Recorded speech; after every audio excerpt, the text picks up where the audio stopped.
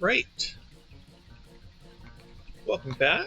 I'm going to be doing another stream today. My name is SA Scars, and I'm doing some strategy-focused streams of Mewgenics. Talking through sort of all my choices, why I'm making them, and that sort of thing. And we're going to hop right in, so let's meow real quick. Meow. For luck, and let's get going. So yeah, I have a challenge run to, I believe, the caves that I'm going to be doing today. So I'm going to grab a couple of my cats. I'm not really particularly focused on grabbing like all of my best cats right now. This is just sort of a rando challenge run that I'm doing. So I actually might grab this stray that just wandered in. I actually kind of like having cats that have some upsides and downsides. It makes decisions a little bit easier when I'm choosing classes, because cats actually have some personality to them, as opposed to just 7s across the board. I saw a breeding guide about how to get all your cats to level 7 and all their stats. And as appealing as that sounds from a min-maxing perspective, I actually do think from a pure fun perspective, I have more of a good time when I'm trying to figure out what to do with a cat that has a 3 in strength and a 4 in dexterity, for example. So, like, clearly this is not going to be my prime attacker. So yeah, we're going to be, I believe, going to the caves with this challenge run. Unfortunately, I can't check the quest item beforehand. It doesn't show up in your inventory, so I have to just kind of remember where I'm going. But it's something along the lines of it gives all your cats infestation 4. So I'm almost certainly going to want at least one cleric, just to make sure that I have some ability to remove debuffs if I can. The bosses that are along that route aren't quite as idiosyncratic as last stream. I went the Boneyard, and Dybbuk is like a run-defining boss that you need to be caring about from the very beginning. But the spider boss at the end of the caves is not so challenging. It's basically just a big sack of HP. It'll eat some of your basic attacks by webbing you, but generally speaking, as long as you're not relying solely on big single attacks, you should be fine. So, got a set of 4 cats. One of them can give their buddies a little bit of extra mono. They have water attack that does damage in an area, switching attack for movement, and adding range to basic attacks. Nothing that I majorly want to build around. So I'm just going to mostly look at their stats and pick out some stuff. So first I want to look for a good cleric. That's going to be a physical attacker. Most cleric attacks are not ranged, or at least, or they're magical, which, as I've said in previous streams, I'm not 100% sure whether or not magical attacks rely on your ranged magical attacks rely on your dexterity stat. I don't think they do. I think magic damage is governed by its own stat. There are some abilities that increase your magic damage that seem to be sort of separate. But good speed, good strength. This seems like probably a good option for a cleric. Especially interchange seems like a decent ability to have in a cleric, where if you're adjacent to an ally, being able to heal them twice and not move is a really nice ability to have there. A little bit of a low intelligence stat, so I'm going to want to be looking for options that are lower in mana, but this intrinsic ability is pretty low in mana, so that seems pretty good to me. Here we've got this damage in an area, range attack, but we've got also a really high strength and low dexterity, so something along the lines of a butcher fighter. Some melee attacking character seems pretty good here. Honestly, this doesn't seem like a terrible option for a cleric either, but I might just do... Yeah, I might just do a butcher here. Having a range attack on a butcher is nice, because oftentimes in situations where there's something they can hook and they're sort of relying on their melee attack, to just being able to just bop something at range doesn't sound too terrible.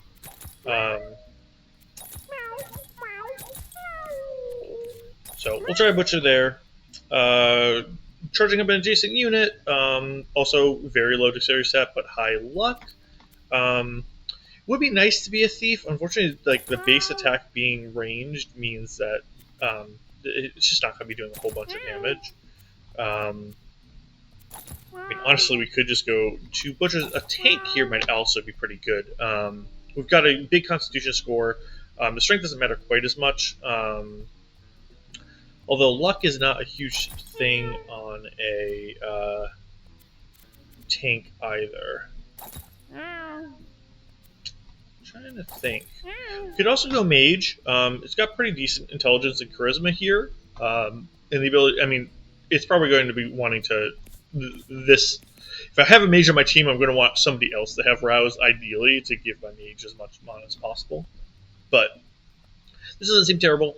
Gives me intelligence and charisma, which are like the key stats for a magic attacker, to try and do some big spells. And luck is not bad. There's a decent number of mage abilities that have some amount of percentage stuff going on. And then last but not least, we have what looks like kind of another magic user. It does have a boost range of a basic attack, so we almost certainly want to make this some sort of ranged attacker. It doesn't have a great luck stat, though, so the thief is probably not the way to go. We could go hunter. This isn't the worst set of hunter stats that I've ever seen. Necromancer might actually be pretty reasonable, too, though. It's got a ranged attack. That we can be boosting. Strength being in the toilet really doesn't matter. It basically never does melee attacks. And pretty much everything. I mean, like, again, this is kind of a crummy range stat, but the point here is less to be an attacker, but as a necromancer, but to do some, spellcasting, a little bit of tanking, have the ability to do our release shot at range if we get some, interesting passives. But the reach with a kind of a poor dexterity, we're not really getting it up to 7 is nice. So like this is a pretty good set of stats. This might be the move. But this is a very similar team to what we did last stream. So I'm kind of feeling like switching it up just for the sake of switching it up. So I'm going to go with the Necromancer here. We're going to give that a try. It's nice that everybody has a decently high base health if we're going to be doing this challenge run that they all have infested. So we're going to work with that. Yeah, so this is the spider injector is what I'm talking about. We get infested 4 to all eyes at the start of each battle. It doesn't have the keyword the keyword text for infested, but if I remember correctly, infested is the one where when your character dies, you're going to that many spiders are going to pop out of you when you're downed, I should say. So I believe that they're going to be enemies to me. So unfortunately, this torpor is probably not going to be the most useful thing because I'm going to be making up a whole bunch of spiders pop out of my body if I do that. So this is interesting. I might actually rethink whether or not I want to do this side quest now. I could try and do like a scalding orb, and just hot potato some weapons. I don't have an inventor, so I don't really necessarily. Or I do have the butcher has a built-in weapon, so I won't be able to toss the scalding orb to Mrs. Bugs. But Lydia, Casimir, and Schmaniel could do a hot potato run with this if I wanted to try and take advantage of Blood Geyser and Torpor. Blood Geyser is really nice with Torpor because it's dealing damage to myself, making myself get downed a little bit easier. And I believe I still have a armor somewhere. Yeah, I have this bulletproof vest that stops me from getting injuries. So I've got kind of a nice set of synergies going on for a kill yourself necromancer build, which I haven't done yet. I'm kind of interested in. So I think I'm going to try the Scalding Orb and go to the moon either. We're just going to pivot here and try this out. The Man in the Moon is a kind of an interesting boss fight. So it's got 2 hands that when you attack them from the back, they shoot forward, and they can grab you if you're in front of them. And then the main body of the boss itself has a whole bunch of brace. It takes very, very little damage, but if you can propel the hands into the boss, it'll get through that brace. And you can combo. You can basically just attack the hands over and over again for a whole bunch of damage. So you want to do a whole bunch of attacks at that small amount of cost attacks, but attack repeatedly is a nice pattern to have in that boss fight. So we're going to give that a try. So we're going to see what else we can do with this self-damage build here. See if we have any abilities that... So Catrib is a nice sort of fallback of, if I die and my body is lying there and it somehow gets destroyed, it'll give me some ability to come back. Being reborn as a kitten, I'm not sure if it'll be I will get a level 0 Casimir within the run, or whether it will just come back to my house at level 0. But either way, it'll be nice to have some ability to just not get totally bodied if, I go down and then my body ends up in the middle of some multi-hit attack that I didn't mean for it to happen. So looking at my glasses real quick. Actually, let me do a quick sort so that I have everything in something. I can have myself cost less mana, which not super important with the stuff that I have right now.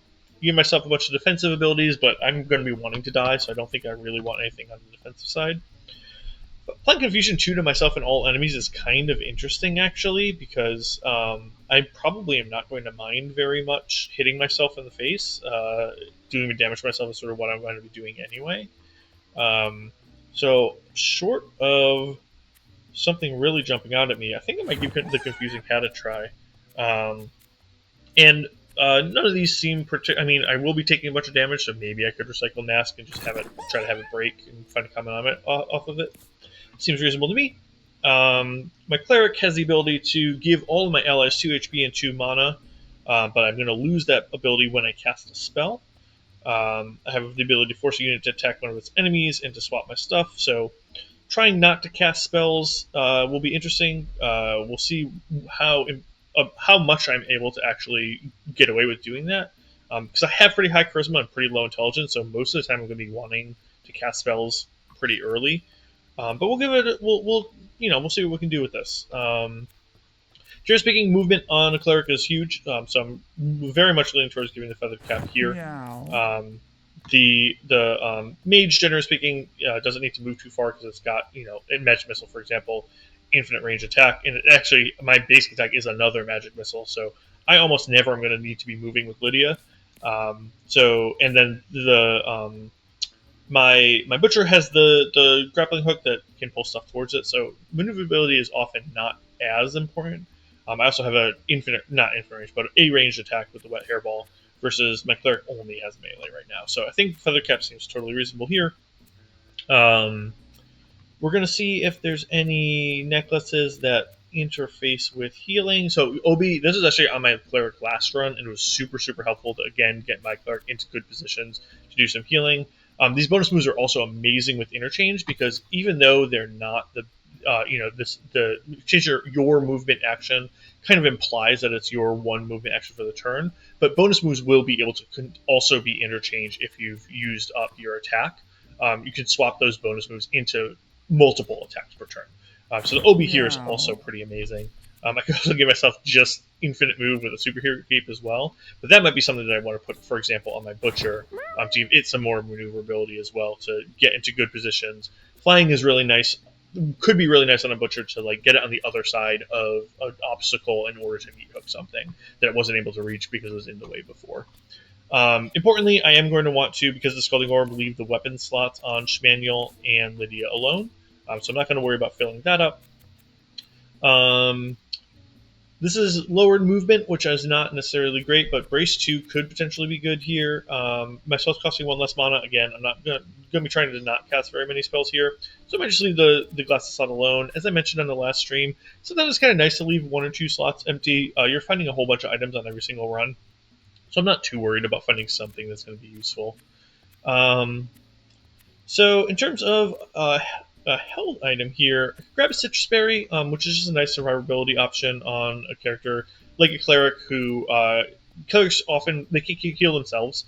Like the Blessing Spear is going to heal all my allies. The melee attack I can go and pop allies for healing. Lots of other abilities will help to heal my allies, but it itself often will have some trouble getting the damage off itself. So a healing option seems pretty reasonable. None of the rest of the stuff seems, I could give it a bird feed, but that's kind of a nothing. We're going to give it a Citrus Berry, and we're going to try that out. So here on our Butcher, when I take damage, I gain +2 temp damage. So I'm going to be trying to put this in harm's way and take a bunch of little hits, because then I can dish up big cleaves.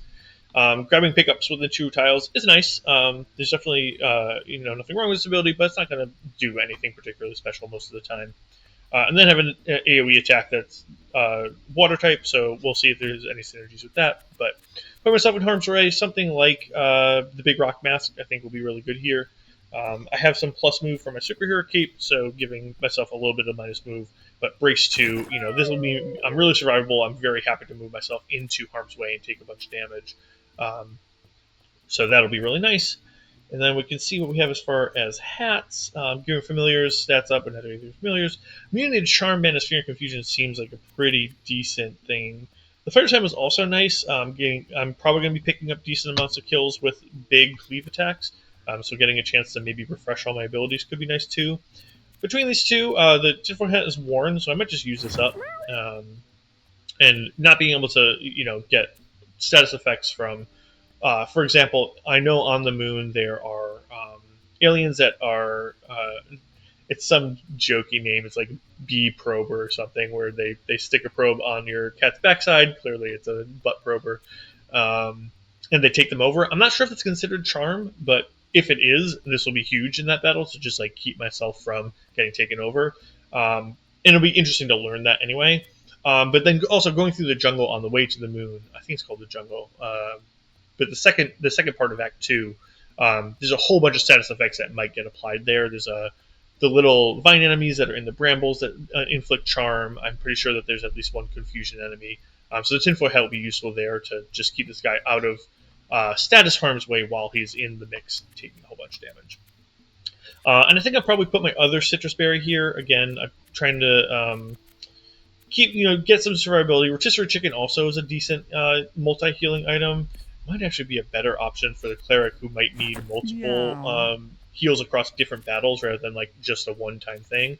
This is better as like an emergency option where my cleric is far away. My cleric is probably going to be doing most of the healing on my tank taking damage. But generally speaking, like in a one-shot pinch where the automatic thing will kick in, that's going to save you in like big situations that you're not expecting, rather than a cleric, which like is just going to be like slowly taking attrition damage over the course of the run, and having multiple chances to heal that off is going to be nice. So last but not least, we've got Lydia. She's going to be doing a whole bunch of attacking from way far away and not really caring about movement. Off the top, that suggests to me that we've also got this 2 of Spades, double cast spells that cost 1 or 2 mana. We could do that for a suck, I guess, is the one. Interchange is not that exciting. We could double rouse. Again, not super exciting. Like giving 4 mana to somebody. We could be like doing a bunch of extra reaches or blood geysers or something.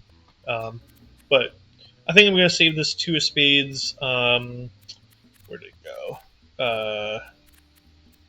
2 of Spades Cerebral Chip combo. For a future run. I'm trying to find a run where it has a good 3-cost spell that the 2 of these will really pop off. So we're going to wait on that. Doesn't seem to be a really good helmet option. Refreshing my basic attack, movement, weapon, and trick action if I get a kill. That actually might be nice, because again, I can pick up little tiny kills with my magic missile from anywhere. And being able to just do that multiple times could be really nice. And my luck stat is actually pretty decent on this mage, so I think the Fire Time actually is a pretty good option here, which is surprising, but nice to have. Actually, Cat-astrophe, when you take damage, spawn a scrap pickup. That's pretty interesting on Mrs. Bugs having both suck and this wrinkle, where I want to be taking damage anyway. It does mean I lose the superhero cape, which means I probably don't want the big rock mask. But the big rock mask -2 move is actually not bad at all on this mage, who isn't planning on moving almost all the battle. So we're going to swap this around, I think. I think we're going to give this scrap pickup tattered scrap over here to Mrs. Bugs.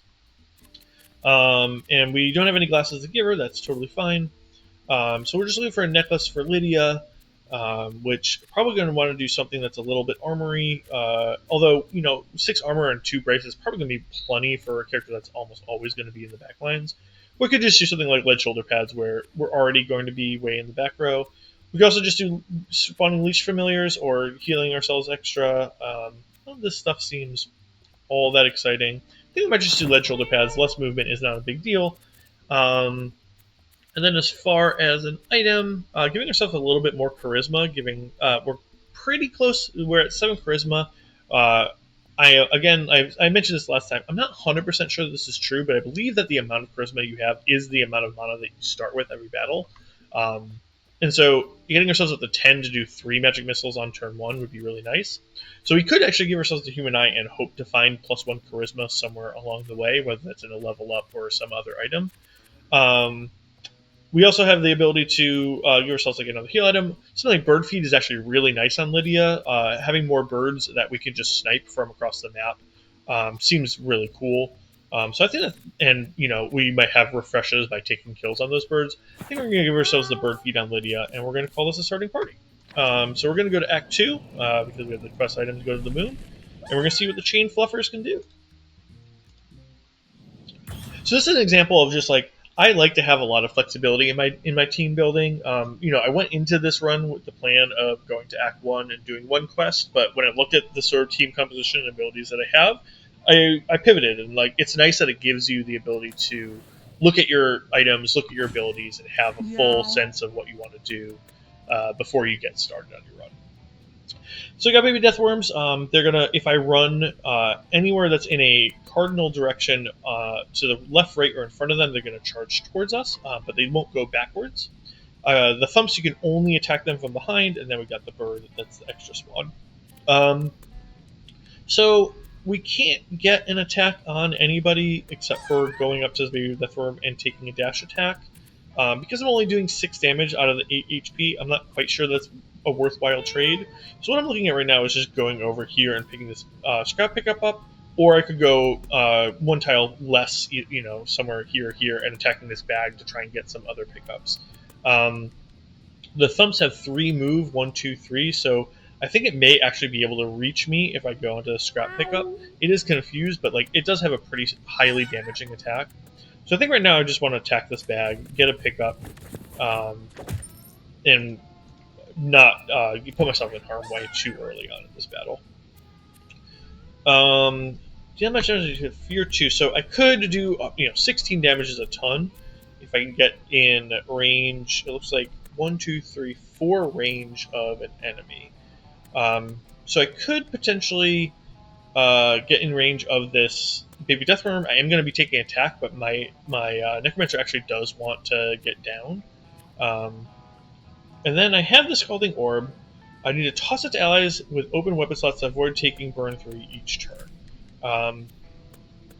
If I burn 3 to units adjacent to allies that catch it. So I have to throw it to allies that are not next to people. Unless they're used adjacent, any units adjacent to allies. So I actually want to throw it to units that are next to enemies. So right now, actually Lydia is going to be a really nice recipient of this.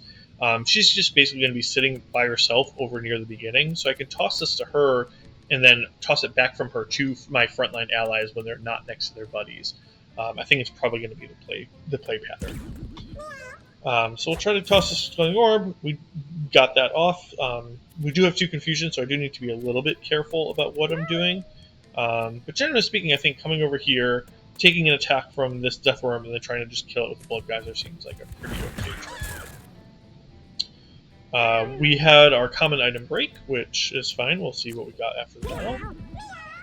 Try and Blood Geyser this guy to death, which worked. And then we have a leech shot that we can't hit anything relevant with. We could get this junk out of the way, which might be nice. Our Mrs. Bugs has a diagonal attack path on a bunch of stuff. So I think I'm just going to try and take that out. If we do a little bit of self-damage and confusion, I'm not too worried about it. Again, we're trying to get ourselves down to just whack units at full range with Torpor. These guys are going to move around, and then we're going to take a turn with Lydia. She's not next to anybody, so but also these other units also aren't. So I think I'm going to toss this orb back to Casimir. Actually, I could toss it to Schmaniel and see if it puts burn on the trash bag. It will, which is nice. So the trash bag will take damage over time, and that will pop out some more stuff. So this has got 7 health. If we do a basic magic missile and an infinite range magic missile, we will take this bird out. So we'll snag that kill right here.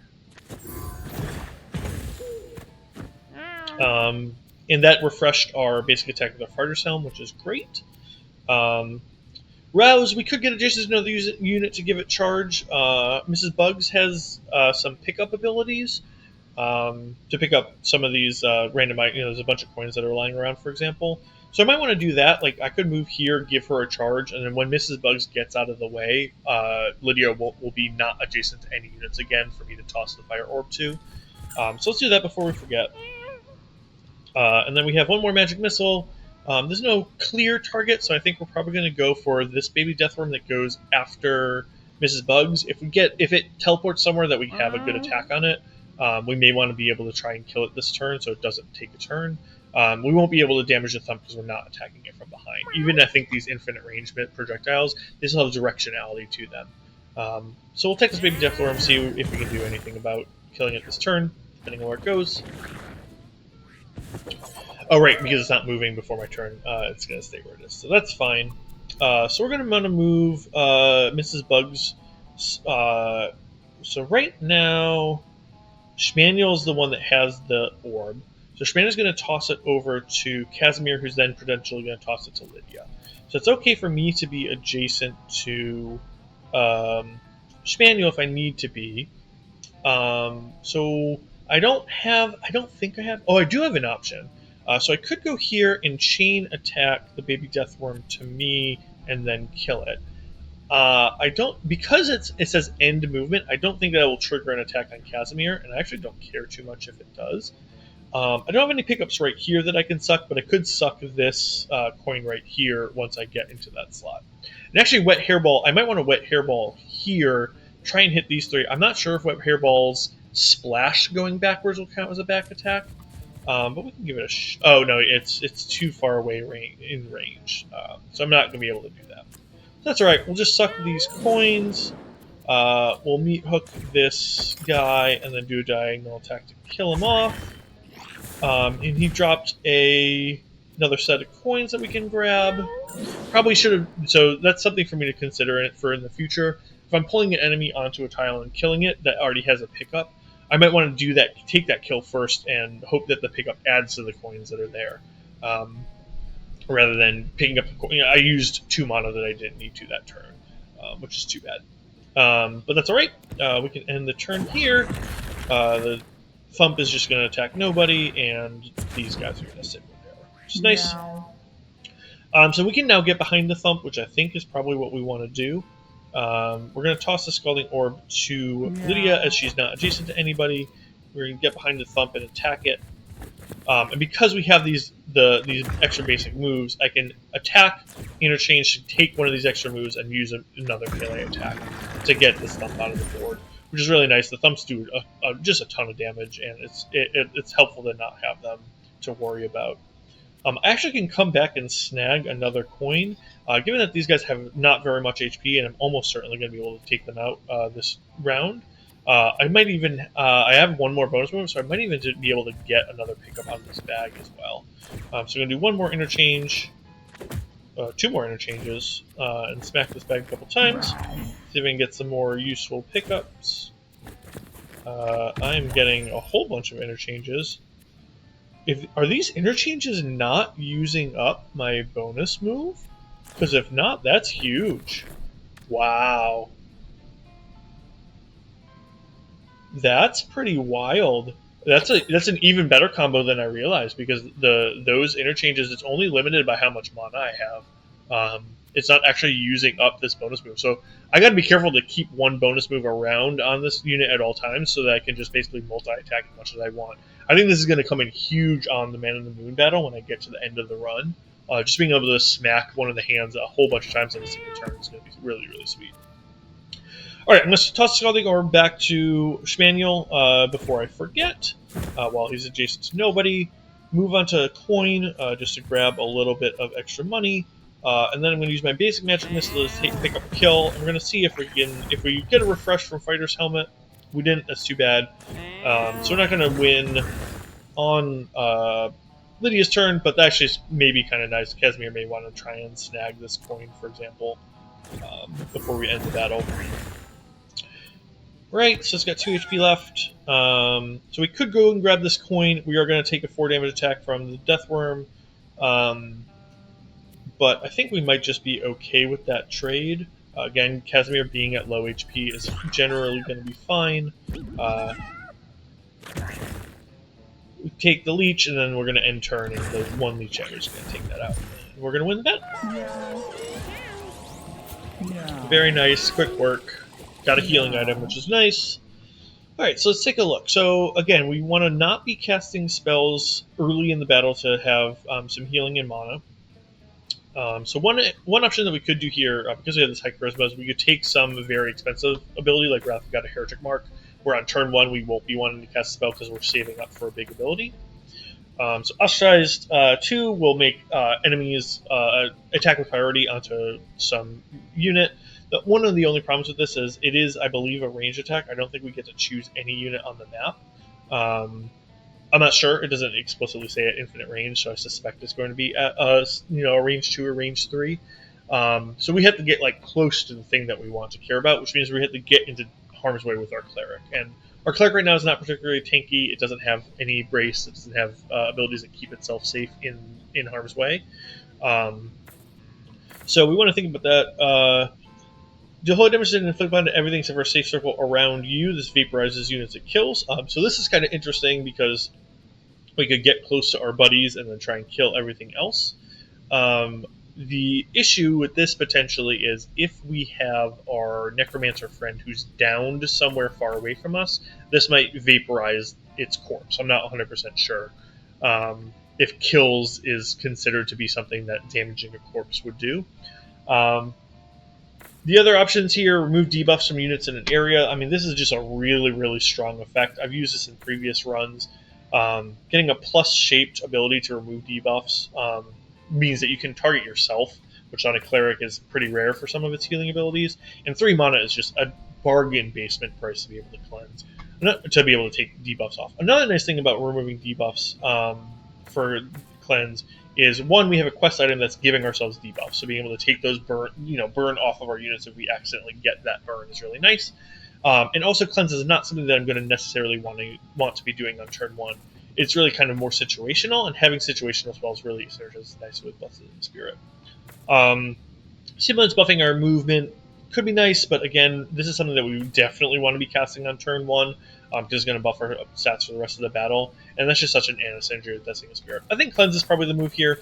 I'm interested in Wrath of God and Heretic Mark. I haven't played with them before, and like trying them out would be kind of cool, but Cleanse just is strong enough and synergizes well enough with the quest that we're on that I think we want to take it. The pipe, unfortunately, we don't want to be putting melee weapons onto our units because of the Scalding Orb. We want to have as many targets as we can to toss it around. Same with this bag of stuff. It's a 5% chance to break, so we could try and just like use it a whole bunch until it breaks. It also does synergize really nicely with Suck, just getting more pickups into the battle. But I think it's fine to just like leave it for now. We got 24 heal cat food. We could consider swapping it out for either the rotisserie chicken or for the citrus berry here. But I think right now I'm happy to have those items where they are. So let's move on and see what we're doing. We could examine, but I think that, again, like without a ton of information about what the event's effect is going to be, I'm going to just choose the highest likelihood of success. We got a snack out of that, so some more healing items. This is nice, nice stuff to have for going through the desert. I'm not going to go to get water. All my other units are. We have a bunch of healing items already. We've got a whole bunch of. We'll get full HP on everybody. We've got full HP on everybody except for our Necromancer, who we don't mind being at low HP anyway. So inside this dust storm, we're going to talk to whoever this is. The figure smiles and then turns and leaves. We're going to see if that affects this next battle. It might not. Yeah.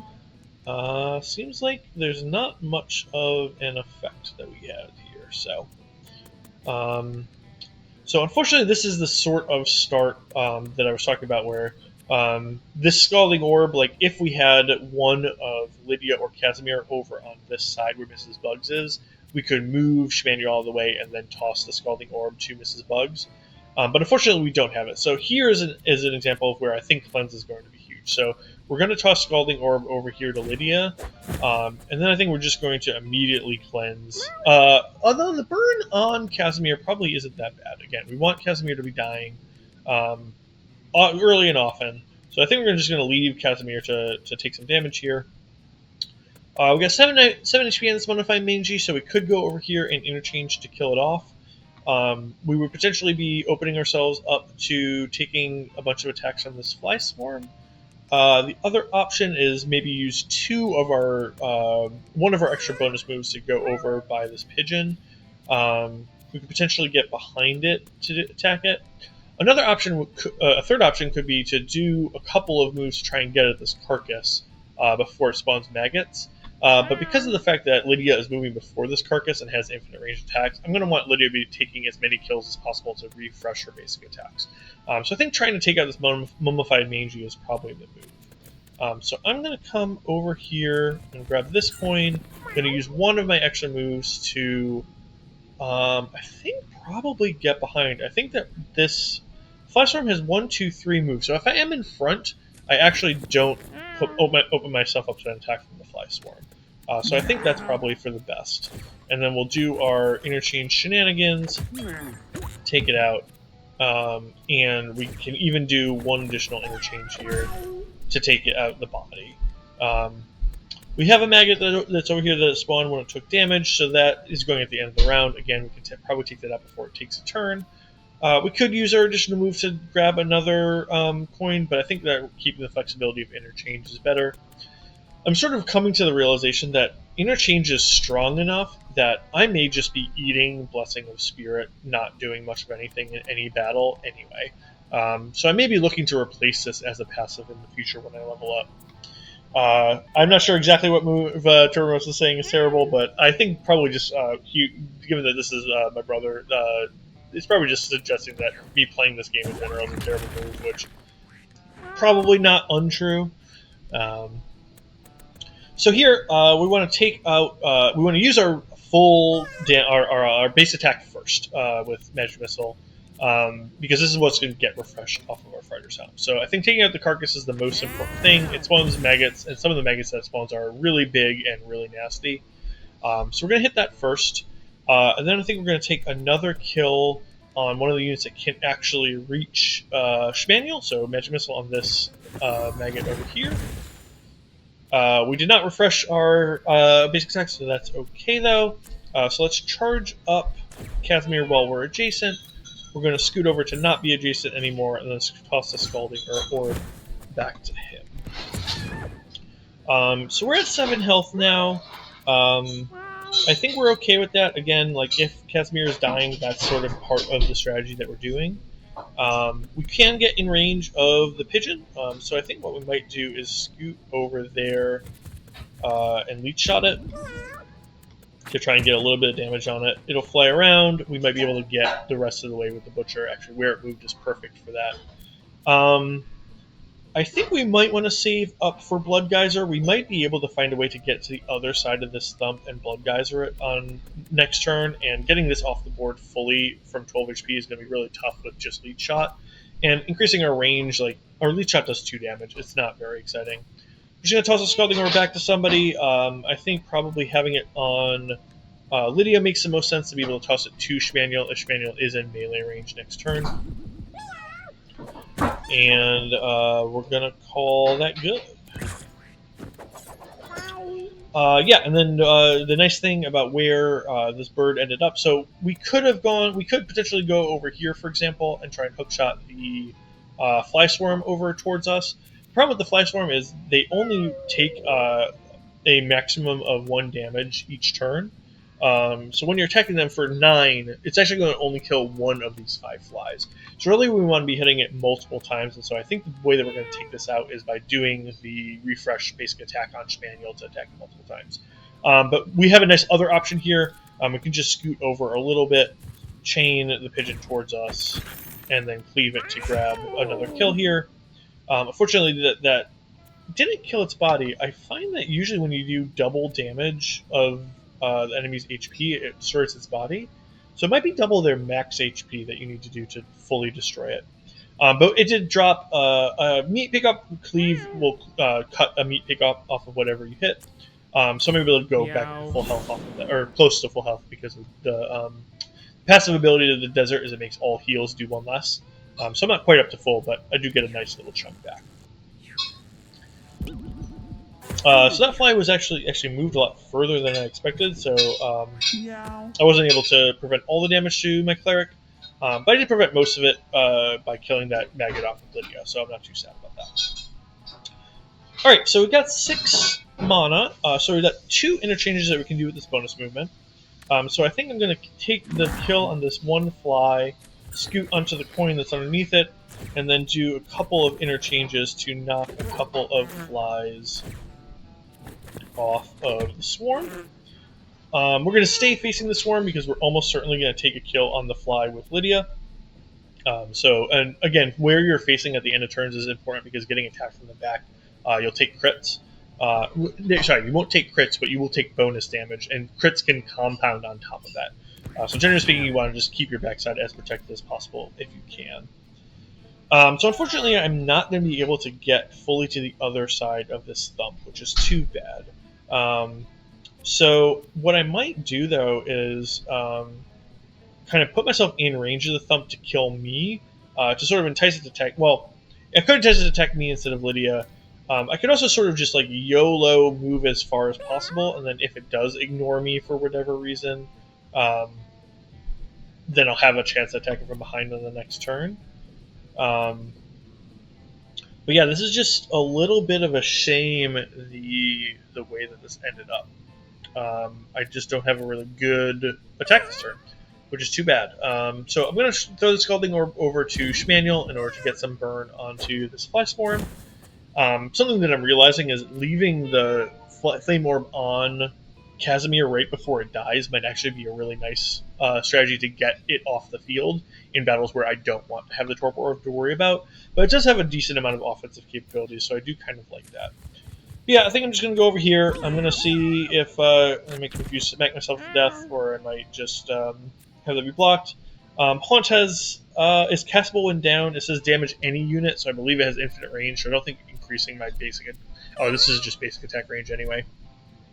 Yeah, so I think I'm just going to leave myself there. The block actually didn't go... The jump, he didn't go anywhere, so I actually did put Casimir in a decent spot to get around if he doesn't die on the next turn, which he will. So here, let's see what options I have. One thing I'm thinking about doing is I could potentially move over here and just move Thump towards me just for the sake of getting Lydia and Casimir around to the back of it. Sorry, Casimir won't be moving because Casimir will be dying at the start of his turn from his burn, but then his Haunt at infinite range will be able to attack from the back. Short of that, I don't really see much of another play. I could move all the way forward and see if my Wet Hairball at range 1, 2, 3, 4, 1, 2, 3, 4, and 1, 1, 2, 3, 4, and +1 for the plus. So I could move all the way forward and Wet Hairball the area around this rattlesnake. It also says it only ambushes enemies that walk past it, so I actually don't think I will inflict a counterattack if I move up here and chain it to myself. I'm also now noticing that I could move forward and chain this fly to myself diagonally and just kill that off. So I have a couple choices here. If I don't chain the Thump back here, I'm not actually seeing how I'm going to find a quick kill on this Thump. Versus the fly and the snake with the infinite damage magic missiles, I think I'll always have ways to do... find ways to pick up kills on these guys, especially with after Schmaniel kills this Fly Swarm off, he'll have bonus movements to be able to get over there. So I think I'm going to chain this Meat Hook, this Thump towards me. I'm going to try Wet Hairballing behind it to see if that counts as attack from behind. It does, which is nice. So I got a little bit of damage on it here. And then we'll cleave to try and get some meat off of it. It looks like it's not a flesh-based unit, so I think we don't get meat. Or if we did, I cannot find it. So we'll just enter there. So here with Lydia, we're going to try and want to get up the map a little bit so that we can attack the Thump from behind at a certain point. First, we're going to Magic Missile to kill this guy. See if we can refresh our basic attack off of that. Same with... so we actually did. We got our Magic Missile back off the Fighter's Helm, which is fantastic. So again, try and pick up a kill. Try and refresh our basic attack as much as possible before we use Magic Missile on anything else. And now here, we could attack the Fly Swarm. I think what we're actually going to want to do is take a little bit of damage on the Thump so that we definitely get a kill on it next turn. between the burn damage that the Fly Storm is going to take at the start of turn and Schmaniel doing multi-attacks, I think that Fly Storm is pretty well accounted for. So we'll attack that, and then we do have an additional move. So we could go adjacent to, for example, Schmaniel and rouse him to charge him up. We could also get a little bit closer to these coins, although it doesn't seem like we're really getting there. I think I might just move further up the map, just give myself more ability to back attack this guy. So we're going to take a couple damage, not the end of the world. We'll take this guy out with an interchange to get an extra attack. We'll scoot onto these coins. So that did use... Oh, so interesting. So I see. So when I did the first interchange, I interchanged my basic move for the turn. Which means when I did a move there, it actually used up my bonus move. So I now have no bonus moves left. So if in future battles, I'll need to remember that I need to use my basic move in order for interchange to be interchanging the bonus move. It doesn't get used up when I interchange it. Very complicated. Alright, so this is interesting. The thump didn't move again. So I'm wondering if the thump can't do a jump attack on enemies that are just adjacent to it, or if there's just some glitchy thing where its AI is not functioning correctly for some reason. That's kind of interesting. So I'm going to shoot to the other side of this. I'm going to do diagonal back attack cleave, which will get blocked. So I guess that sideways is prioritized over behind when you're at a diagonal like that. But no worry, we're going to wet hairball it from behind, take a little bit extra damage on it. And then with our dead Necromancer, we'll be able to haunt it from behind.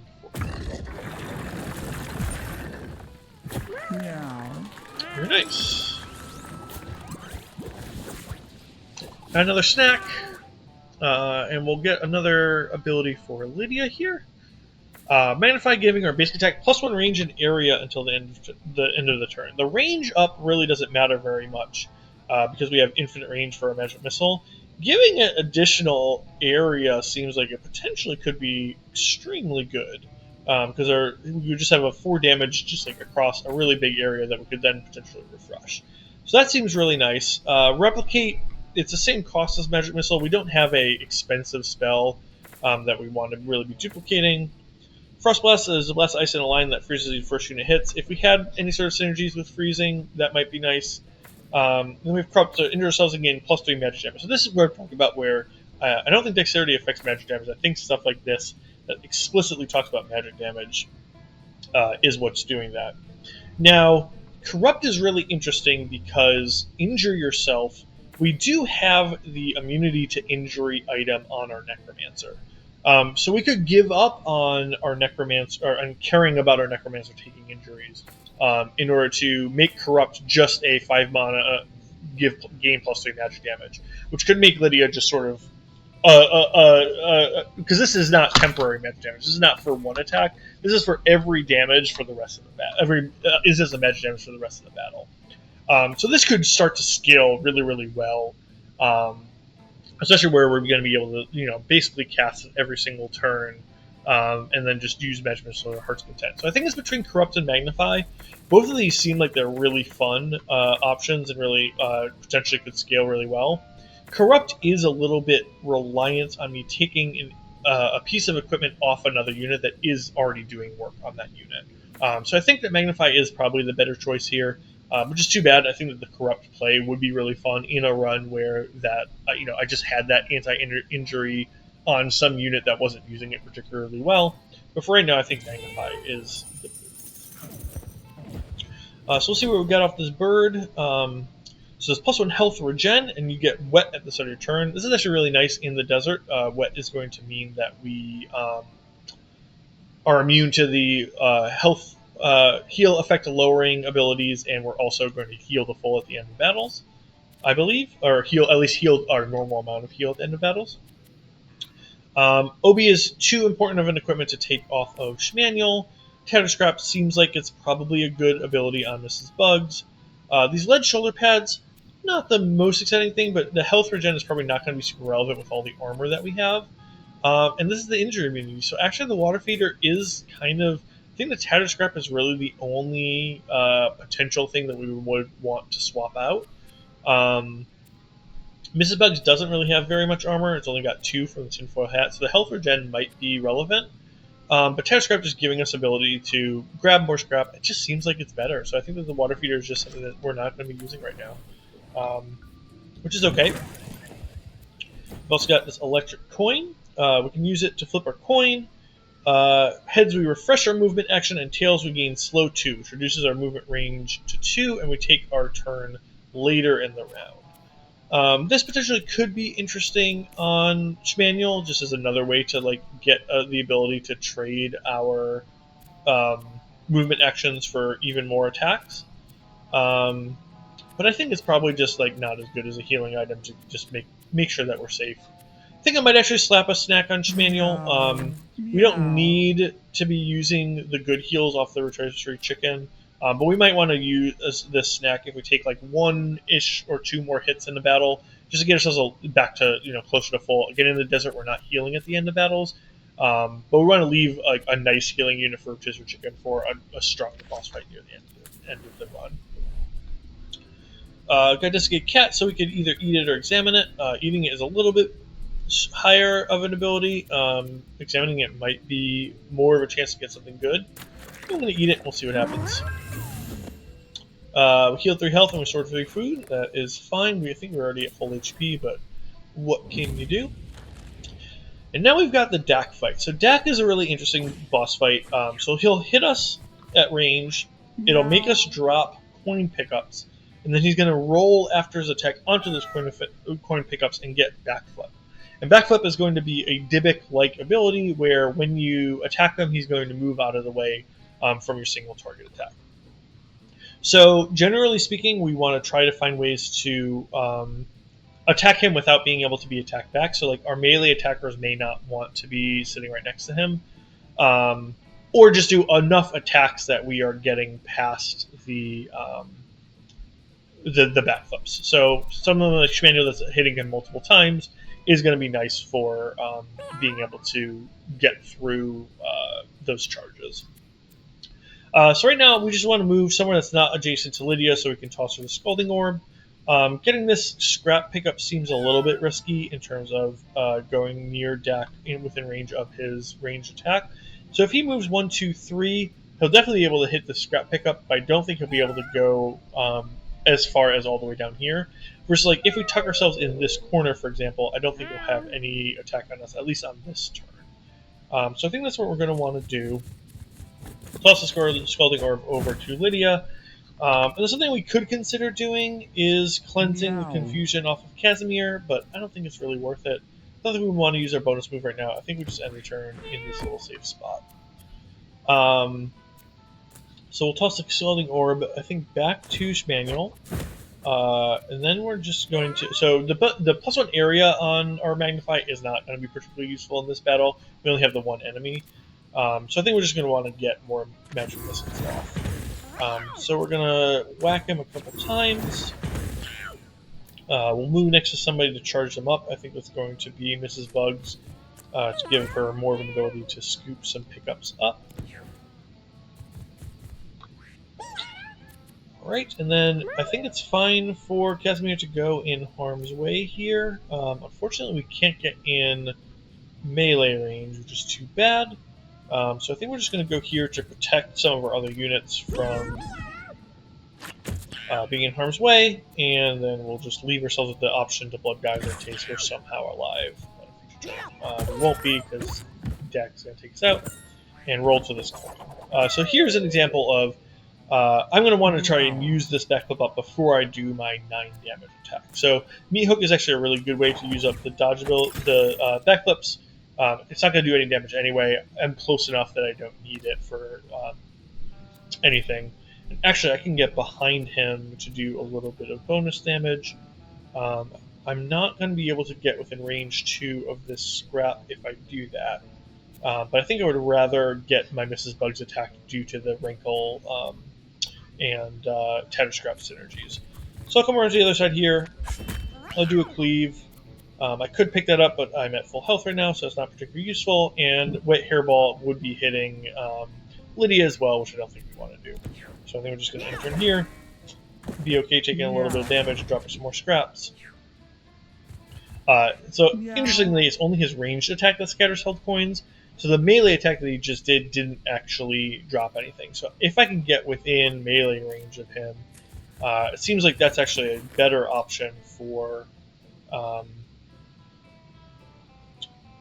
purposes of not getting additional backup charges onto deck. So cool, we've got 2 bonus moves, so we can do a whole bunch of attacks here with interchange.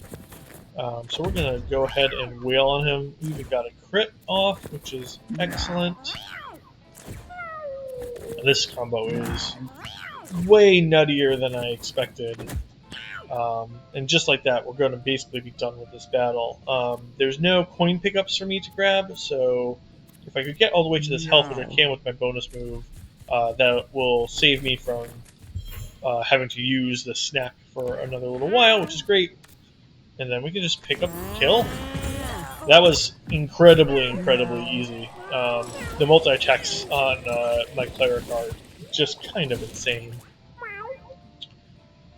So Mr. Bug's leveled up, so we've got a couple of different options. Puking to gain -1 health and +2 move. So this sacrifices some of our bulk for some maneuverability, but we have a decent amount of...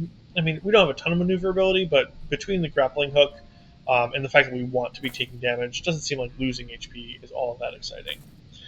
We can heal an adjacent unit to give it some additional constitution, but less move. This actually would be really nice to potentially keep our immobile mage happy, but he's got enough armor that I don't think this is going to be particularly helpful.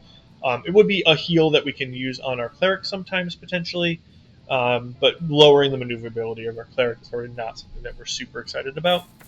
Blood magic is really interesting because this is, again, taking intentional temp damage. Intentional damage will help to trigger our wrinkle. It'll trigger our item that makes us drop armor pickups. So blood magic seems really tempting. And then Feather Feet, not very exciting. Again, we have low maneuverability, and getting the ability to use some of our decent charisma and intelligence and move a little bit further would be kind of nice, but doesn't really synergize with what we have going on. I think blood magic is the third thing here. Again, everybody that matters is basically at full HP, so there's no reason for us to buy any water bottles here. And let's go on the hard route, because, again, all of our units that we really care about being alive, Casimir exempted, are at full HP. So we've got a chicken here that we can just go over here and wail on. But we also potentially will want to go ahead and kill the skeleton shambler while we have the opportunity. These range attack bone units, they don't do very much damage. They are a little bit annoying in that as they grow taller, they gain essentially shields where they can only take 1 damage at a time when they're taller, and they go down back to regular height. So they gain essentially 1 shield, a divine shield type effect. Although there are certain ways that you can sort of get around that 1 damage restriction sometimes.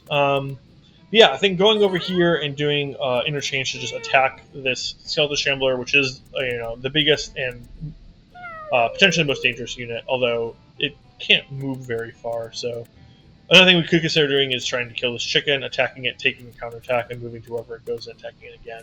But I think I like taking the kill on the skeleton shambler. It's also really close to this trash bag, so if we kill it early with a good crit or something, we would have the ability to sort of turn around and do an additional attack on the bag. But we'll stay over here for now. These guys don't have enough range to be hitting anything from where they are, and I can actually stay out of range with Lydia and not conk them back down, which is really nice. So here, I think we're just going to move behind this chicken and pick up the kill with Blood Geyser, so we don't confuse ourselves. And we are okay being dead because now we can haunt at infinite range. We'll do that on one of these elite guys to knock them back down and to hopefully be able to start hitting them a whole bunch with Lydia's magic missiles. So actually, in hindsight, I might have wanted to do that on this bone worm because with Magnify, we'd be able to have the magic missile hit both of these guys. Although I'm realizing now that that's basically the same as just doing one magic missile on one and one magic missile on the other with the amount of mana I have right now. So I think it's fine for us to just start chipping down this guy a little bit. We're going to want to move out of... So we'll use Rouse before we move to give a little bit of bonus mana to Mrs. Bugs, and then we're going to move out of melee range of her so that as we're doing Scalding Orb tosses back and forth between Schmaniel and Lydia, we're not giving random burn to Mrs. Bugs. We also had another nice burn onto the trash bag, which is great. So we're really going to want to start taking down these taller bone worms where we can. Wet Hairball, unfortunately, is not going to be able to like hit this at or much of a range. But I could go here and meat hook this tire and then try and cleave it diagonally. I'm not sure if that's actually going to work or not, because I think that these tires may only roll in like orthogonal directions. Yeah, unfortunately, I think this is not going to work. It's just going to turn it sideways and bounce. So that's fine. We could gain some mana by taking some damage, but I don't think it's really clear that that gives us much of a benefit here. Although, if we blood magic and then suck in this food, the 5 damage, 2, and then 3, and then -1 for the desert. We'll be at full health. We'll be up 3 mana. We'll go to full mana next turn to be able to maybe wet hairball twice. Meow. This potentially could be an upside Meow. play, so I think it's worth taking the risk that, you know, we wasted that heal pickup for nothing. So now we're going to want to get into the fray here with Schmaniel. I think moving in between these two to give us the most options for attacking is the play. And then we're just going to do a whole bunch, I think we get 3 attacks off. So we actually might be able to kill this bone worm, but I think just like making sure that these tall ones, I mean like 6 and 7 attack is just a whole ton. I think we want to make sure that we can get these to be lowered as soon as possible.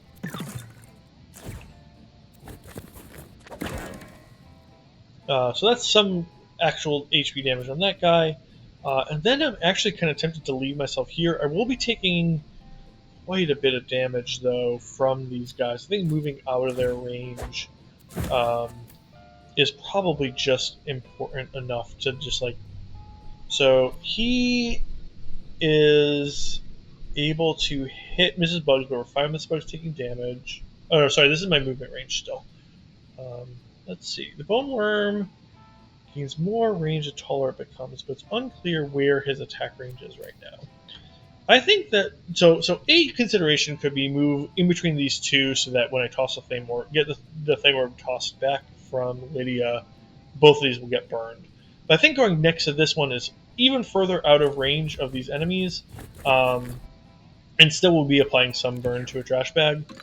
We knew that we were out of range from our attacks here before. So we're just taking some armor damage there. It's not the end of the world. We are taking 1 Bone Worm shot here, which is too bad. It could be worse. So we'll keep doing Haunt to, I think, keep this back Bone Worm hopefully within kill range. But these Bone Worms are a little bit of a menace. So Wet Hairball is going to be nice to like pop these guys down. Again, maybe I should have done that Haunt attack on this one, because the Wet Hairball is going to be able to hit both of these guys to knock them down a little bit. But the other option would be to go somewhere like here and meat hook and cleave to just try and take this guy fully out of the battle, if possible, which I think is probably what we want to do. Wet Hairball is at range 1, 2, 3, 4. So I think what we'll be able to do is Wet Hairball first in between the two of them to get this one down within range of Cleave. Pull it towards us and Cleave. So that'll kill that. We could Wet Hairball again to knock that one down. I think we can't unfortunately hit the back one, so he's going to attack for a whole bunch of damage. I think we're just going to use our mana to grab a couple of pickups, a little bit of armor, and a little bit of coins. We could give ourselves some more mana, but I don't think the Wet Hairball play was particularly enticing right now. And that's great. Attacking Lydia is much better than attacking Mrs. Bugs for us here because Lydia has enough armor that we're not going to be taking any attrition, which is great. So Skulling Orb will toss back over here to Schmaniel. And then I think we're just going to concentrate on getting this tall guy as far down as possible. There's really no need for us to move any closer, although we might be able to burn them if we are close enough. But I don't really want to have him in range of potentially both these guys. I'll move a little bit closer, see if it's at all relevant. I suspect it will not be. So we've used our basic move, so now again our reload move is going to be what's used with this interchange, which is great. We can take out the big guy, put our Scalding Orb back here, and then we'll use this last bonus move to get fully out of range, because again we want our cleric to be taking as little attrition damage as possible. I'm actually kind of tempted to use the snack here. It's not its fullest value, but we have so many healing items right now that getting a little bit of passive healing just might be nice to just like have her completely out of range. I think it's probably still too early. Just took another attack despite doing my best to get out of harm's way. So if we do get another turn with Schmaniel, we probably will end up using that. But we're going to mostly kill this on Lydia's turn. We're actually going to leave it there, I think. Make sure to toss the Scalding Orb so we don't take unnecessary burn. But yeah, we're going to leave her to kill for Mrs. Bugs because Mrs. Bugs can come over here and suck in these 2 planes before we take the kill. Not too bad of a battle. We did take some damage on our cleric, but again, we have enough healing items that hopefully that will not be too big of a deal. So we got another level up right away on Mrs. Bugs. So we got some passives here. When we heal over our max HP, we gain a strength. That potentially could be nice by sucking ourselves in some pickups. There's also the passive heal from our cleric, where if we don't use a spell on our first turn, we might be gaining a decent amount of strength. We also could be potentially using Gurgitator and our cleric's multi-attack to just multi-attack and overheal our tank to have it deal a whole bunch of damage. So that's kind of an interesting choice. A hook being able to target tiles and units pulled by our hook gain trample while they're being hooked is going to let us potentially drag units sort of like through each other. Hook targeting tiles, I wonder if that means that we can drag multiple units at once is why targeting tiles. I'm not quite sure why targeting tiles is relevant as part of this unit is pulled by your hook gain trample. I'm also interested whether targeting tiles that have pickups will let us pull the pickups towards us. So that's kind of an interesting option. Amps just giving us more movement at the end of every turn potentially could be good, but battles aren't going long enough that I think that this is going to be particularly amazing. And Mania, our luck stat is a little bit high, but it's not huge. And restoring all of our mana, it will give us more wet hairballs, but I don't think it does it that much.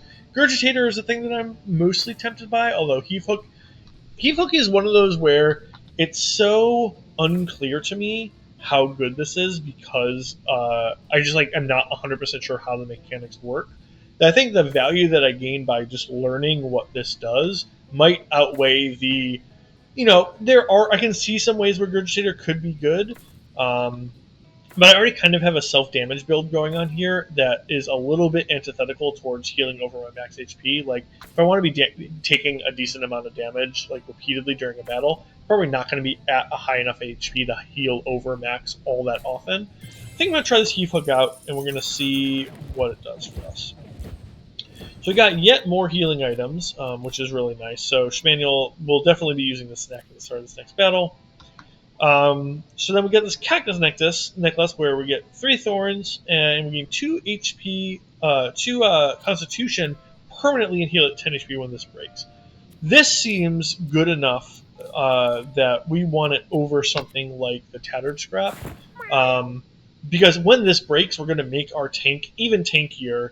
heal up some of the HP that we're taking when this guy's going to be taking damage anyway. So Brittle will have a decent chance to trigger because we're going to be dealing ourselves damage fairly frequently. And we can put the Tether Scrap back on once this is broken, and we just have a better unit.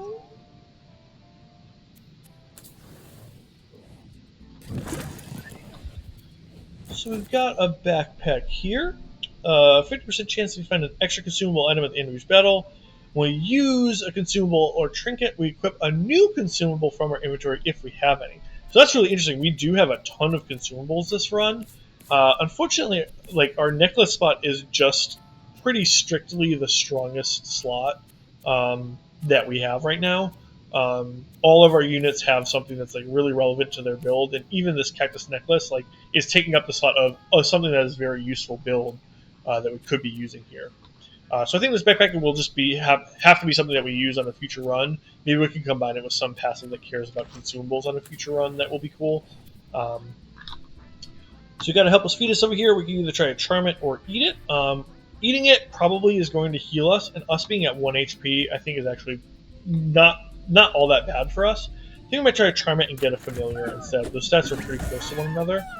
So we instead took 2 damage, which is, funnily enough, not doing anything because we were at 1 HP, but we are immune to injuries. So ultimately we didn't gain or lose very much out of that. So we've got 2 bounty hunters over here, who will be nice to take out on the earlier side if possible.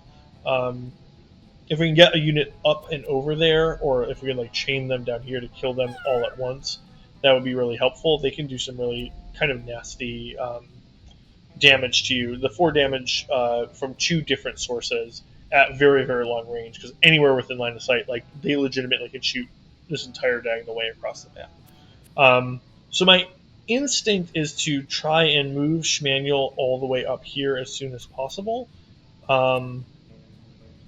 And the multi-attacks from these fly swarms, we're going to want to put Mrs. Bugs in front of Mrs. Bugs or Lydia in front of that. Lydia because she has brace, and her taking multi-attacks from these guys, she's just not going to take very much damage, and it's all on armor that isn't permanent attrition.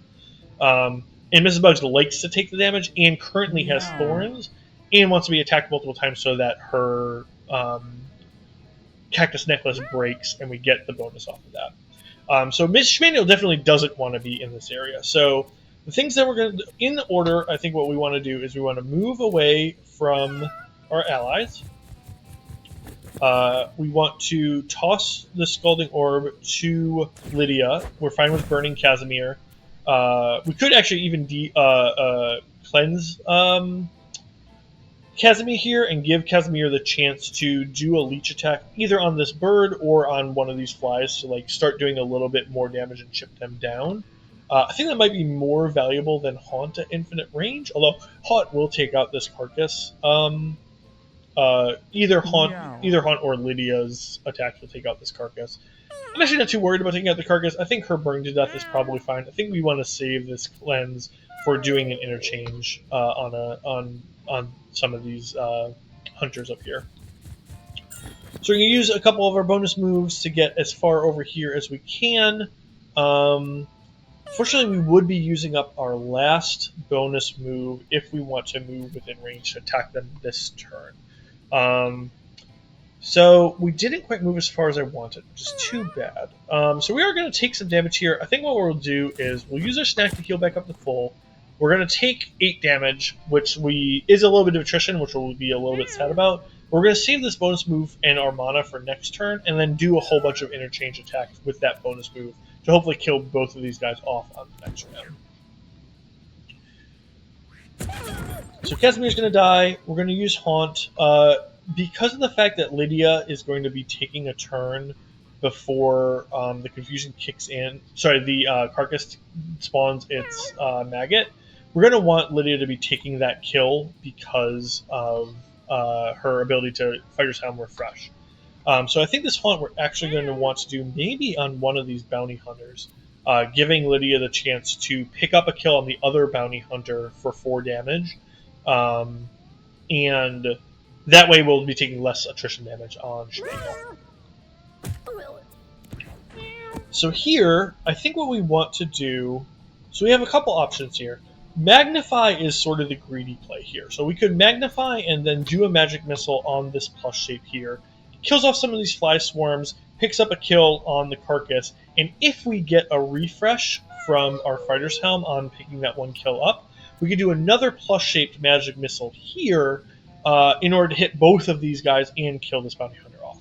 However, if we don't get the proc off of the Fighter's Helm, the 5 mana off of this means we're only getting one Magic Missile off of this turn. The more conservative play here would be to Magic Missile the Bounty Hunter to just straight up kill it, and then use this Magic Missile on the carcass, which means we guarantee to pick up both kills, and if we do get a bonus attack, we still have another target of this Blackbird. So I think the more conservative play is nicer here. Not getting any damage on these fly swarms or this hunter is not too bad for this turn. We'll have chances to do that on future turns. So we didn't get the bonus attack, so it's kind of nice that we did play in the order that we did. I think we want to move ourselves a little bit into range, although I think that generally Mrs. Bugs is the one that we want to be taking the damage here. So I think we're going to move to this corner, do a Scalding Orb, pass, and call that good. That's pretty unfortunate. So this Fly Swarm moving toward... Oh, that's actually great. We definitely want Lydia to be the one taking shots rather than Schmaniel. The thing that I was saying was unfortunate is this Fly Swarm coming towards Schmaniel is really bad for us. We really don't want Schmaniel to be taking these attacks. And unfortunately, we don't have the ability to hook anything. Actually, we do. Because the Heave Hook has the ability to target tiles now, we can actually draw this guy, one of these guys closer to us, through these rocks. So that's kind of interesting. I wonder if it's actually going to get it all the way through the rocks to this tile. We're sacrificing a decent amount of our movement to do that, unfortunately, but it is going to save Schmaniel from taking a whole bunch of damage, potentially. I think let's try it. We're going to move here. We're going to Heave Hook up and over. No, so yeah, it only went as far as the wall. But we're going to be able to Wet Hairball it, which is nice. Could be worse. And then Cleave and Blood Magic aren't really doing anything for us, so I think we're just going to end the turn there. And Lydia, Schmaniel is unfortunately in kind of a crappy position now. Just these guys, this Fly Storm coming over here is really bad for us. Cactus Necklace broke, which is exactly what we wanted. Fly Storm lost a whole bunch of HP. So now we just need to figure out what we're doing with Schmaniel to get out of this situation, ideally. So one option that we do have is we could just try and, do a whole bunch of attacks on this Fly Swarm, kill it down as much as possible, and hope that this Bounty Hunter goes and attacks Lydia one more time. We could rally to have this Bounty Hunter hit it once, but that doesn't seem like a particularly good use of our mana. The other option is for us to go up here and kill this Bounty Hunter off. The Bounty Hunter is just so much less of a threat than the Fly Swarm doing 10 a turn.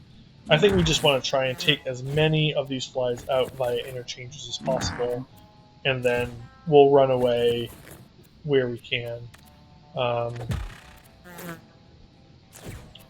So we'll keep on melee attacking. We're actually going to get this down to only... So right now it's at 4 HP, which is going to be 4 damage. This Bounty Hunter is also attacking for 4. So something we could consider doing is moving over to this Bounty Hunter to get 6 damage on it to get it within range of Lydia to kill. Lydia's moving so late in this round, though. It's actually moving... Lydia's moving after this 5-star moves twice.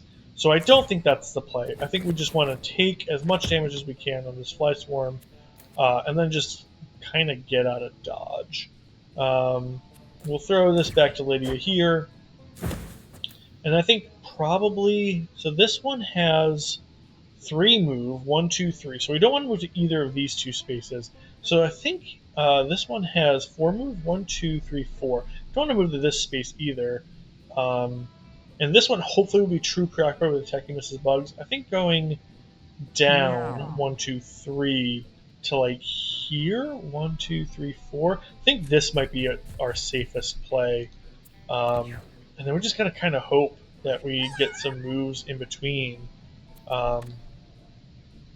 Take out one of these fly swarms with Casimir, and it being frightened will actually keep Schmaniel safe from one more attack.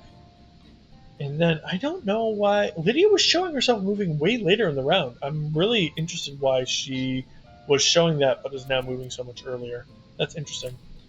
In any case, we'll toss the Scalding Orb back to start, and then we're going to start doing some of these ranged attacks. So let's use up our Magic Missile first. Magnify is definitely not useful this turn. All of our enemies are too spread apart. So I think we're going to do an attack on this Fly Swarm, take the kill on this Scared Fly Swarm, try and refresh our basic attack if we can. Which didn't work out. And then I think we're going to move really close to this Fly Swarm, just to entice it to attack us rather than going after Schmaniel. So that's great. That's definitely who we wanted to be hurt. The Bounty Hunter now only really had Schmaniel as a target. Fortunately, it was confused and hit itself. Just kind of totally forgot about the fact that we wanted Lydia to be the target for this Bounty Hunter.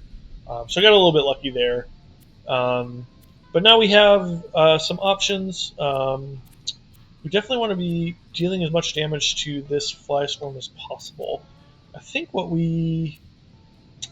Trample. Unfortunately, I don't think we're going to be able to do all that much damage to it because of the fact that it only takes 1 damage from these attacks.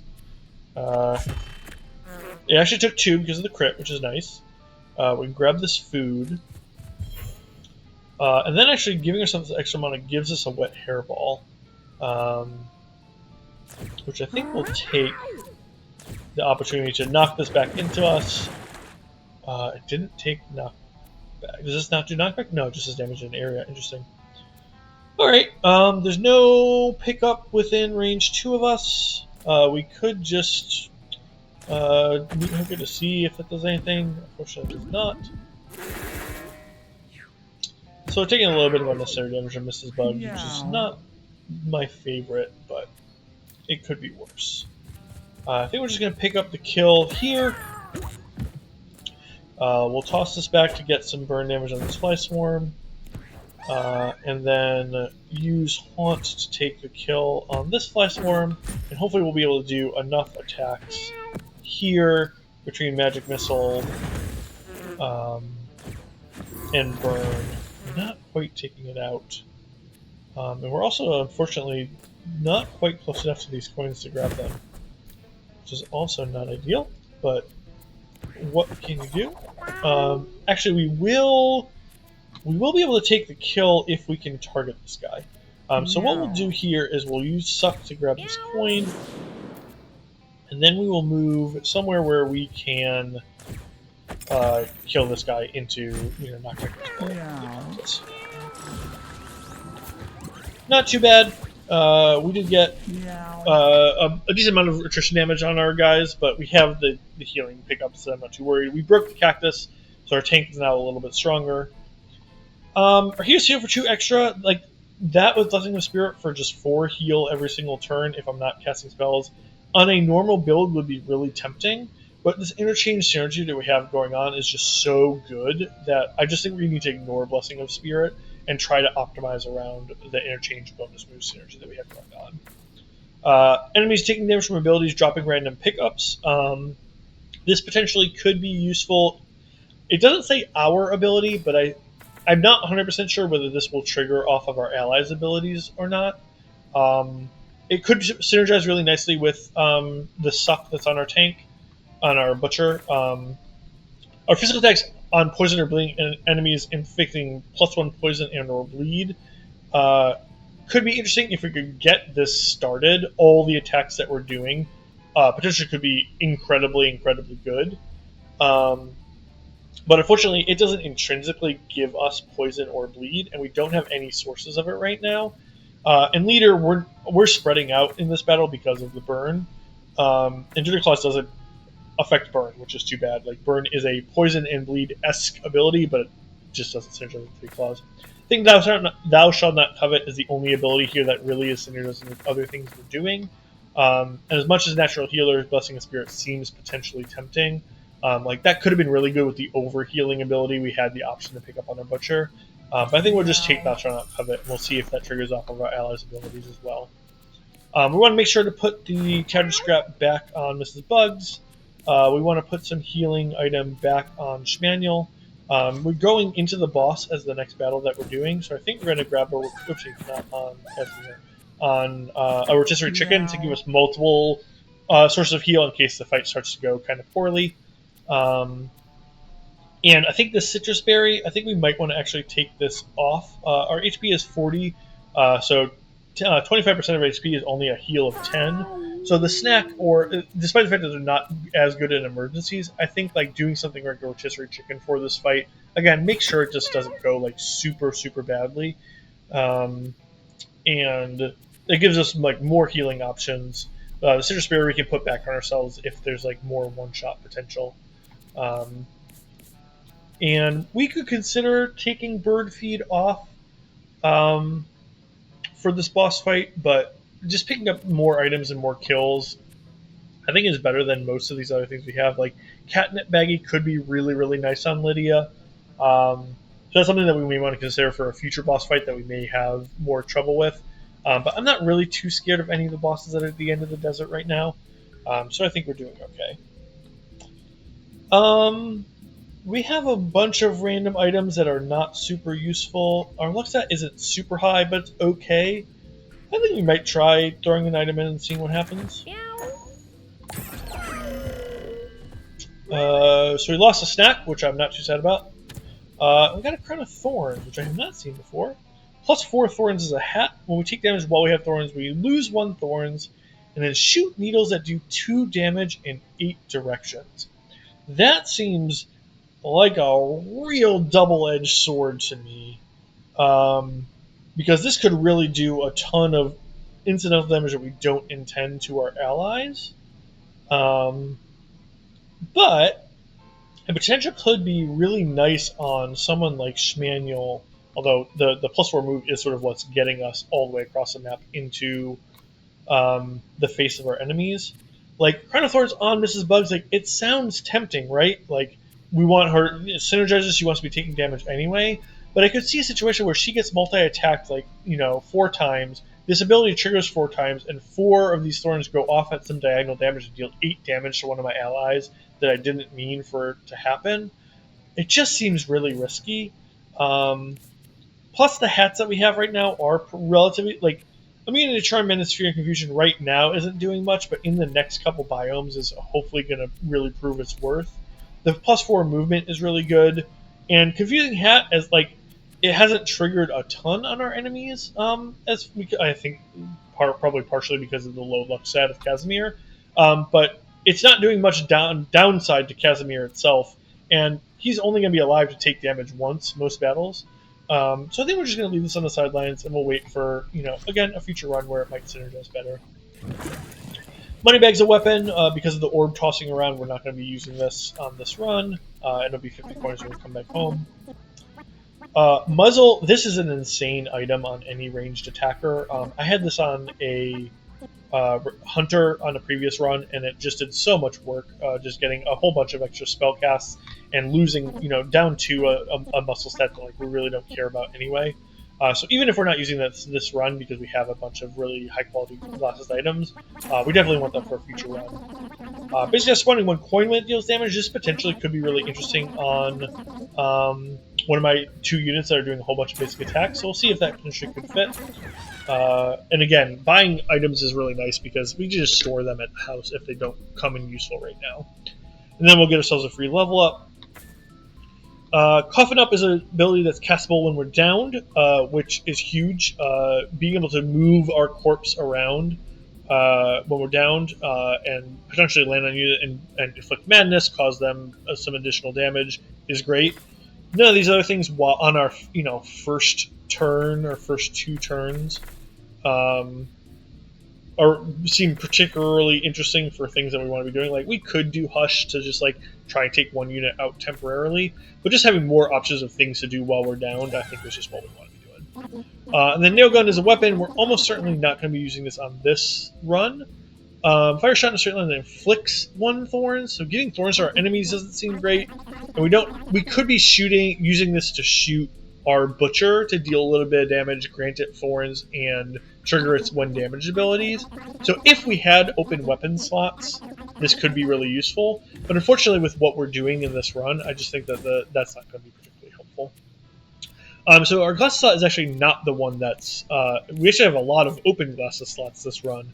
So this is really nice for us, potentially. So the muzzle, we could put this on Casimir. His strength is not something that we really care about. And having more mana to cast, for example, Coffin Flop more often, or Blood Geyser. Well, Blood Geyser are only ever going to be able to cast once. So it's really just Coffin Flop. Which, because of our 6 intelligence, we'll get 6 mana every turn, so we'll be able to cast it once per turn anyway. So muzzle won't be super exciting here. It is something, so, you know, the 2 armor, though, like, it's going to make it a little bit harder to kill ourselves. I'm not sure that that's going to be the most useful. I'm not sure. I don't think the negative strength ever really will matter. Putting a Schmaniel, we don't want to lose strength on either Schmaniel or Mrs. Bugs.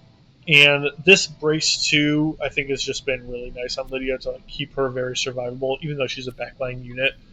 Just having the ability to just like not worry about her going down and not caring about the minus movement is pretty good. But the basic attacks, we're doing a whole bunch of basic attacks with Schmaniel and spawning a whole bunch of coin pickups that we can either pick up with Schmaniel by running around or potentially use Mrs. Bugs' suck to grab. Could be really nice. So I think we're going to go ahead and just put the Bandit Mask there, leave the muzzle off Casimir for now. Just make sure it doesn't break. And that the 2 shield could be upside, could be downside. It's kind of hard to tell. So let's see what desert boss we're facing. It's Gambit. This is, I think, probably my favorite boss in the game right now.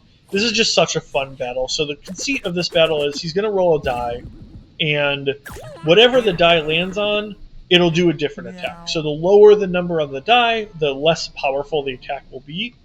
And so he can come and attack us on his turns in between. On this last turn of the round, he's going to go jump to the die and do whatever special attack the die says.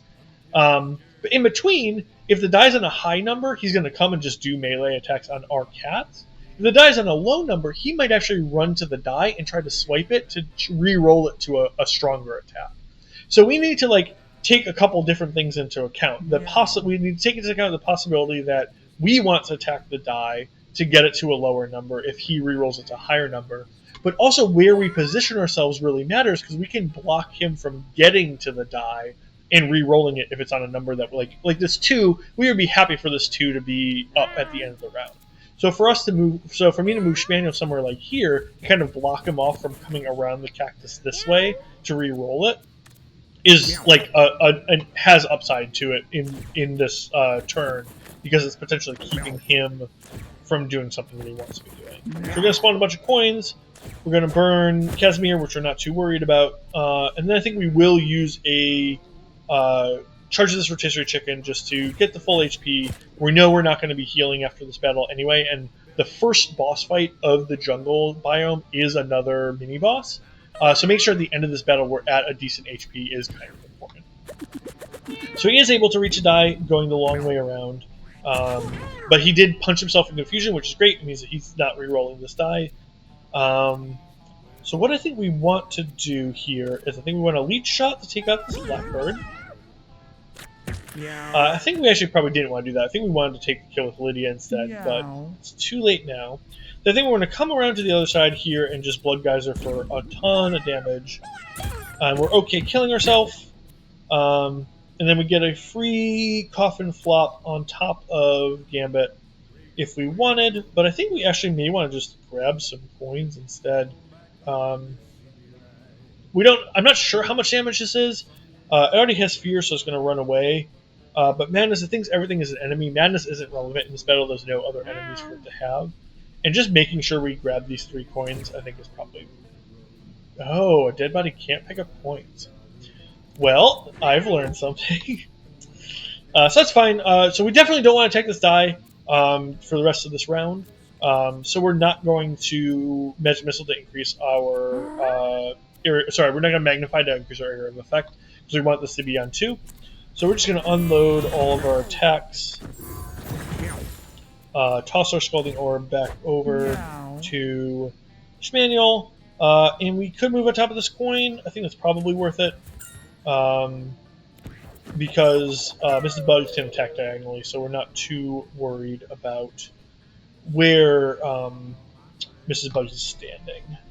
Although we would love to be within range to this to pick it up, so I think what we're going to do is move over here, use our meat hook to pull closer, go ahead and take our cleave, and suck in. Oh, we can't reach the scrap. It's actually not within. It's 3 spaces because it's not diagonal.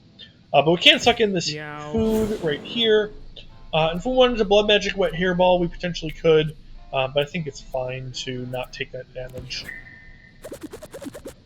So he's going to jump to 2, and he's going to do his fart attack, where he just poops out a poop. This doesn't really do much for him. So 1, he hits himself in confusion, and 2, he poops. Those are like by far the best options that we have. So if we can, we want to just keep it on those for as long as possible. So we're going to toss the burn back to Lydia. Go ahead and wail on this guy 3 more times.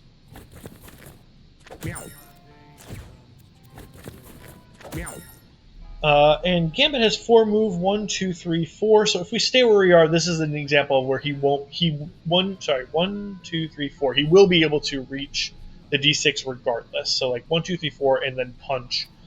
So we might as well take the free move onto these coins, because no matter what we do, he's going to be able to reroll this.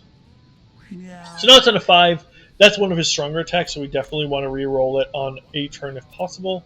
I think the 5 damage here is more important. I think we'll probably use like the 3 damage magic missile as a reroll. And then we'll jump off of these coins, and we'll at least try and do a little bit of damage while we are flopping about. So we'll use a 3 damage magic missile on the coin first, and the die first to see if we can get it onto something lower. 2 is perfect. We'll move on to these 3 coins. Make sure to toss the Scalding Orb so we don't forget.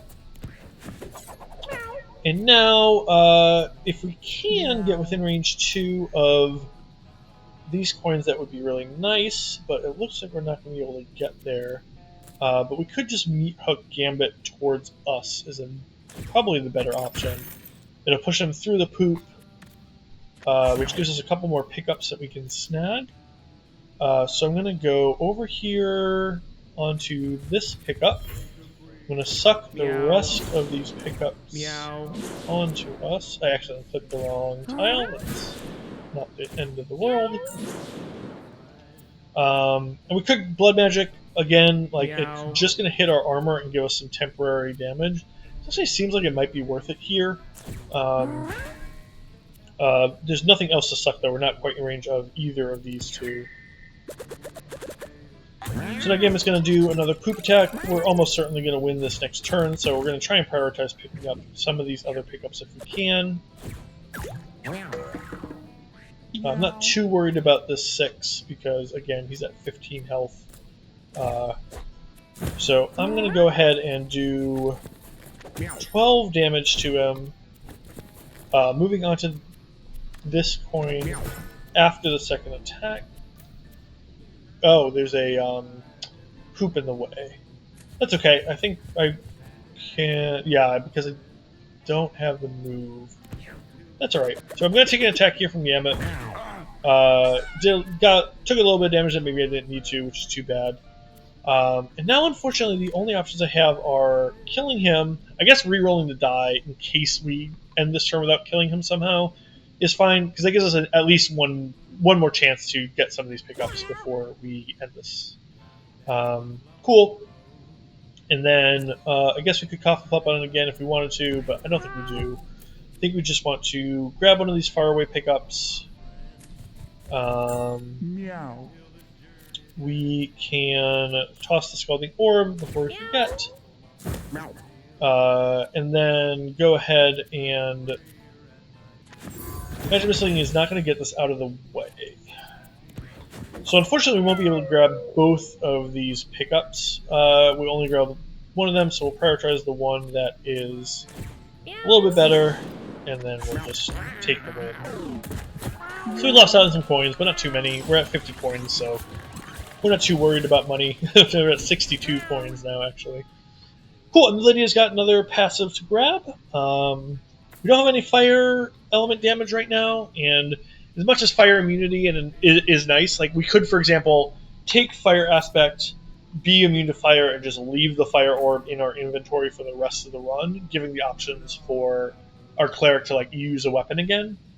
So there is some upside to fire aspect potentially. Synthesize means that every single turn we're going to be upping the amount of mana we're going to be regenning. So it's going to give us more and more magic missiles and potentially magnifies over the course of the battle. This especially could be really good once we get to 10 intelligence. We can be doing magnify and magic missile on the same turn. So magnify is going to make our basic attack magic missile bigger and stronger. But still allow us to potentially we could like double magnify on given turns. So that potentially could be really nice. We don't have any physical attacks, so Dirty Claws is completely out. And then self-assured gain a random stat up whenever we down a unit. This is actually pretty interesting. Because of magic missiles, we have a lot of ability to just pick up kills from far away, and so we potentially we're incentivized to be downing units because of our fighter's helmet. So self-assured synergizes with what we're doing anyway. So I think self-assured and synthesize both seem like potentially good. The nice thing about synthesize is we know every turn we're getting one stat up that is something relevant, versus self-assured, we're hoping to down a unit, at least one unit a turn. We might pick up 2 downs a turn, but the stat ups are random, so we don't really know if they're going to be relevant, right? Like if we're getting strength and dexterity ups, that's really not particularly useful for what we're doing. And even speed, like the ability to move more, isn't going to be all that relevant given the fact that we have infinite range on our attacks and we don't really care about being within range. So I think synthesize is probably the better option here.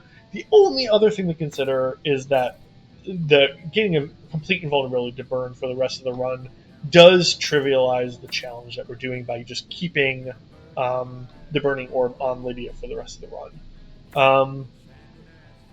I'm a little interested in that. It might give us the ability to pick up a fire attack later on. I just think that synthesize might be kind of busted in the ability to just give us a whole bunch of magnifies or magic missiles on future turns. I'm going to try synthesize and we'll see how that goes. So got another weapon. Again, we're not going to be using weapons this run because we need more open spots for our hot potato. Although we could consider giving Casimir a weapon. He dies early enough that if we want to give him a weapon for just like the first turn of battle, we could. We could just give him a bag of stuff to just like drop some items on tiles before he dies. But just leaving the optionality to like throw the scalding orb to him before he dies and just leave it on his body, I think this might be good enough. And then heal 5 HP when you kill a unit or destroy a corpse.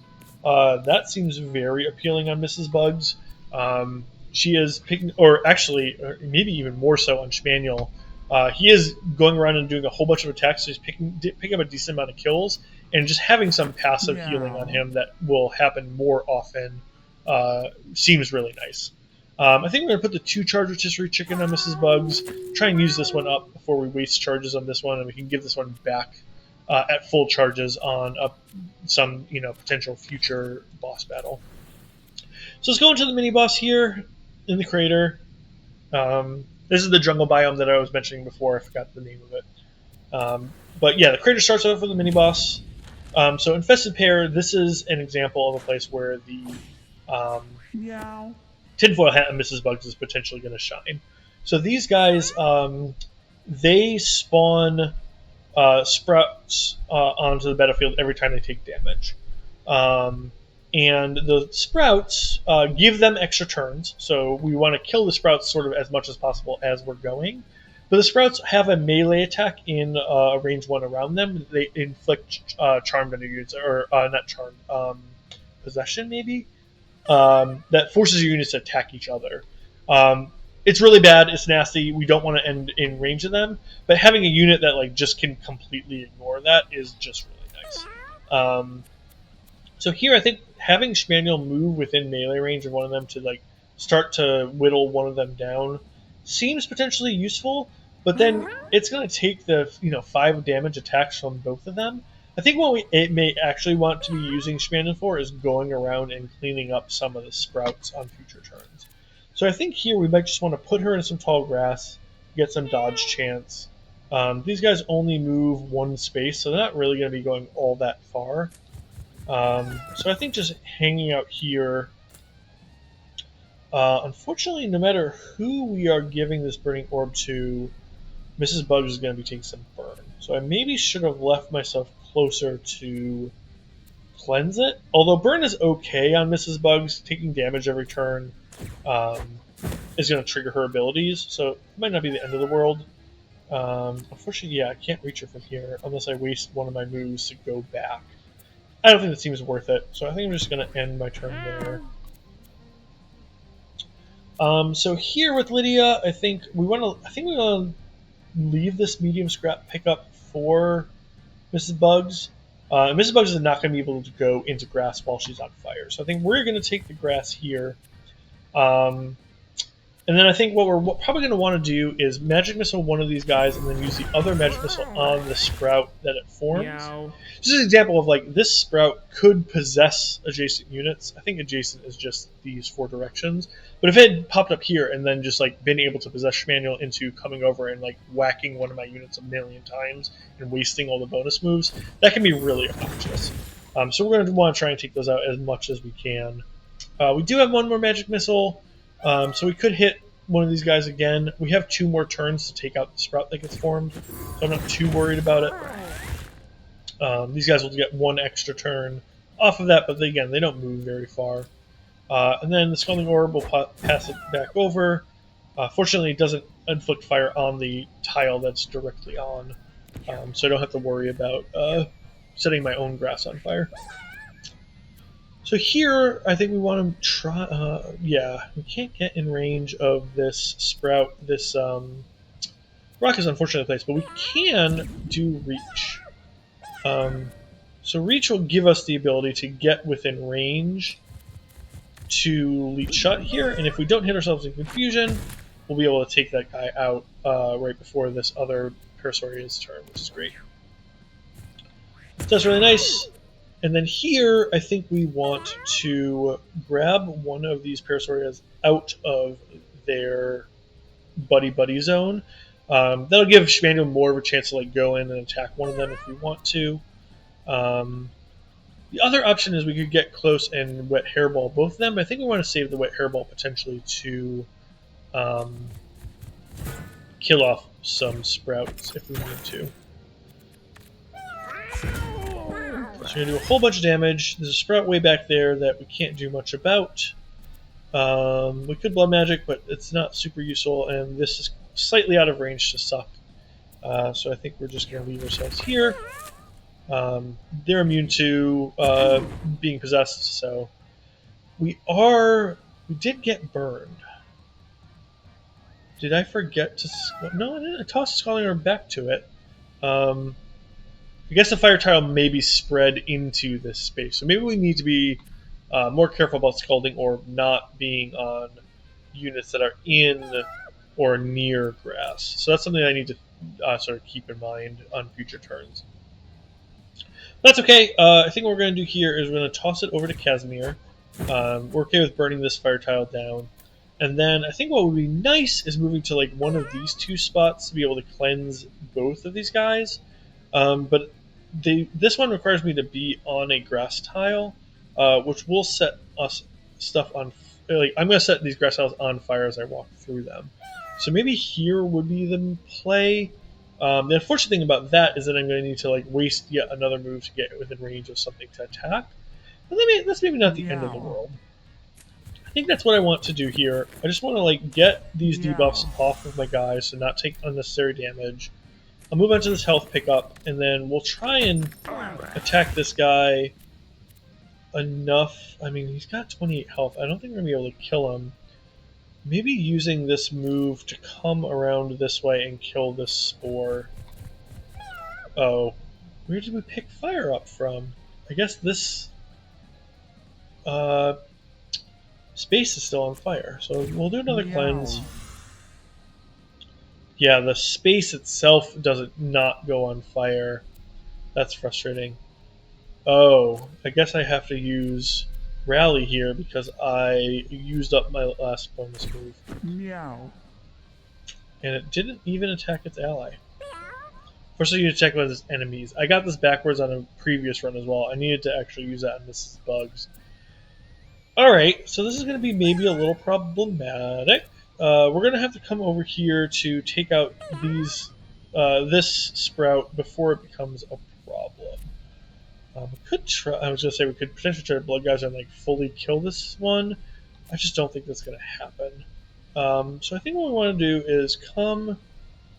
Another thing we do is we are going to Scalding Orb back over here to set the sprout on fire. So at least the sprout will die at the start of its turn. And then we want to get within.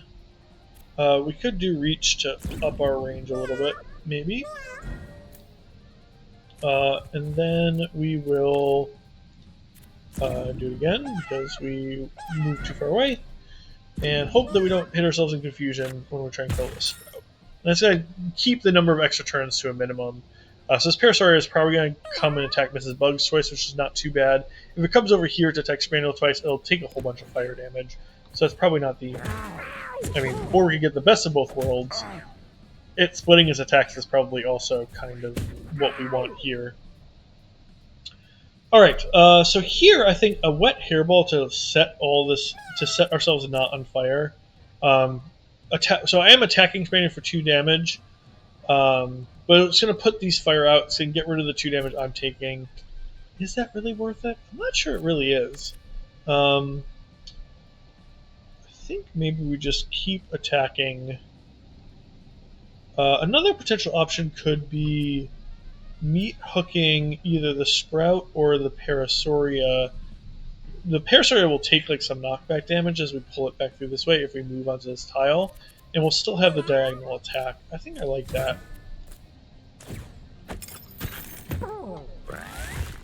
We do get another Sprout in a very unfortunate location, which I can't do much about. So wet hairball. So I'm going to have to do something about that on Lydia's turn. And then we could snag the catnip. Doesn't really do anything. We could wet hairball something. I don't really want to put the flames out on this Parasauria because it's going to kill itself at the end of the turn. I think we're just going to call that turn there. And then here I think we just want to take out as many of these little guys as possible. So we definitely want to kill the one that's in front of us. See if that recharges our basic attack.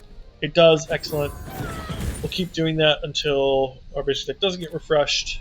Take a kill on this one too. And then I think we're going to move on to maybe a mana pickup. Although if we move on to this mana pickup, the fire might spread onto us. I don't think it will because it's not a grass tile.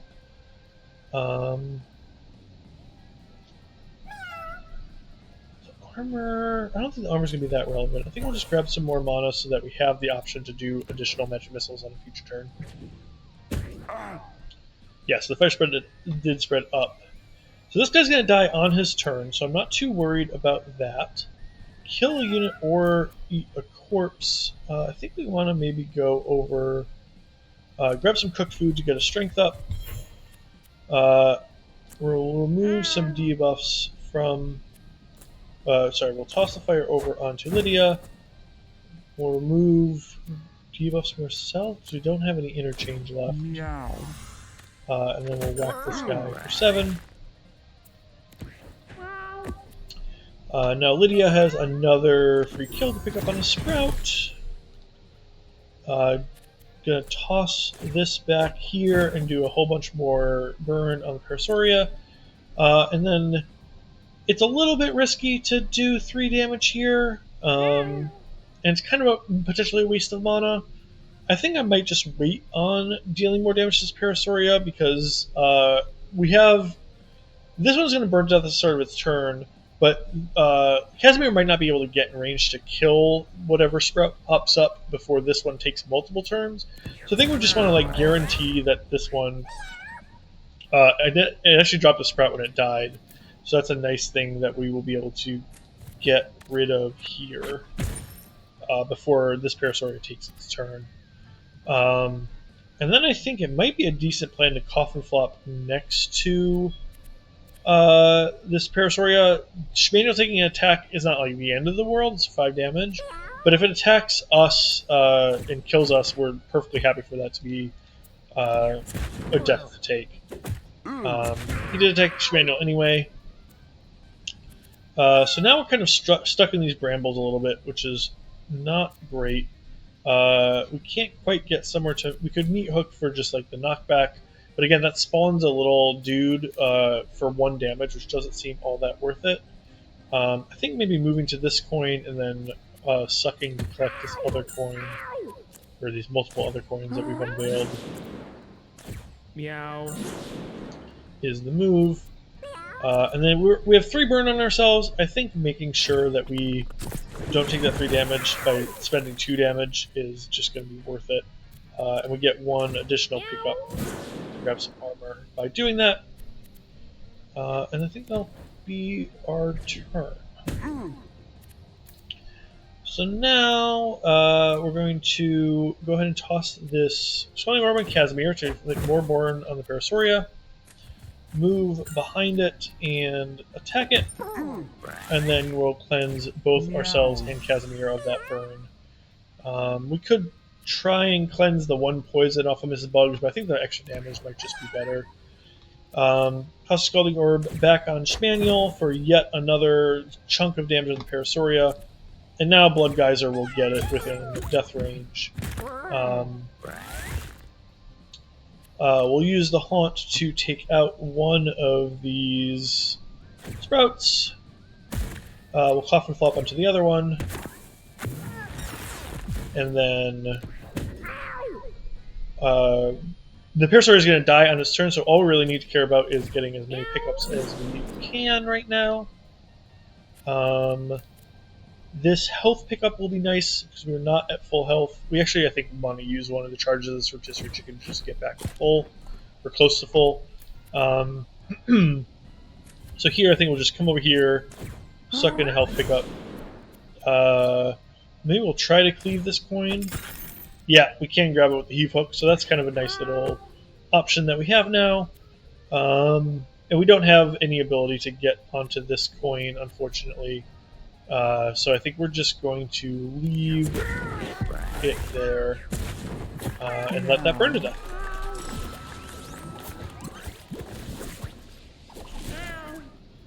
So Lydia's got a stat up here. I think ideally we would have wanted to be able to get more charisma or intelligence, which is not an option here. We could get more health, but our survivability with the item set that we have is pretty good. We don't really have any randomness right now, but luck is like a sneaky strong stat in this game because it ups the percentage chances of random effects to happen. And so, for example, the fighter helmet has a 15% chance they'd be giving us bonus attacks. I believe that is triggering off of our luck stat, and we potentially could get into a situation where if we get enough luck, we'll just be able to keep proccing this magic missile over and over and over and over and over again as long as we're getting kills. So I think I'm going to snag luck as a stat up here. We'll check out what this whistle does. We can summon a familiar. We don't really have any familiar synergies right now, but this will be great in a familiar build, potentially on a druid or a hunter that has familiar passives on a future run. Fork didn't really. That it might have just been that battle that it was a boss battle and there weren't that many random units. But I'm a little bit nervous that Fork isn't going to be doing enough healing to heal up the amount of damage that Schmaniel's taken. So I think we want to give this 1 use rotisserie chicken back to Schmaniel just to make sure that she's got opportunities to get all the way back up to full by the end of this battle. And then we'll give the Fork to Mrs. Bugs for right now. I think that she'll potentially have more of the battles where she takes a little bit of attrition, but not enough. That the 5 damage will heal her closer to full than Schmaniel. That might be a wrong intuition. We'll have to see. Destroy a corpse, spawn 2 spiderlings. We did have something that cared about destroying corpses. What was that? Was it one of our items, maybe?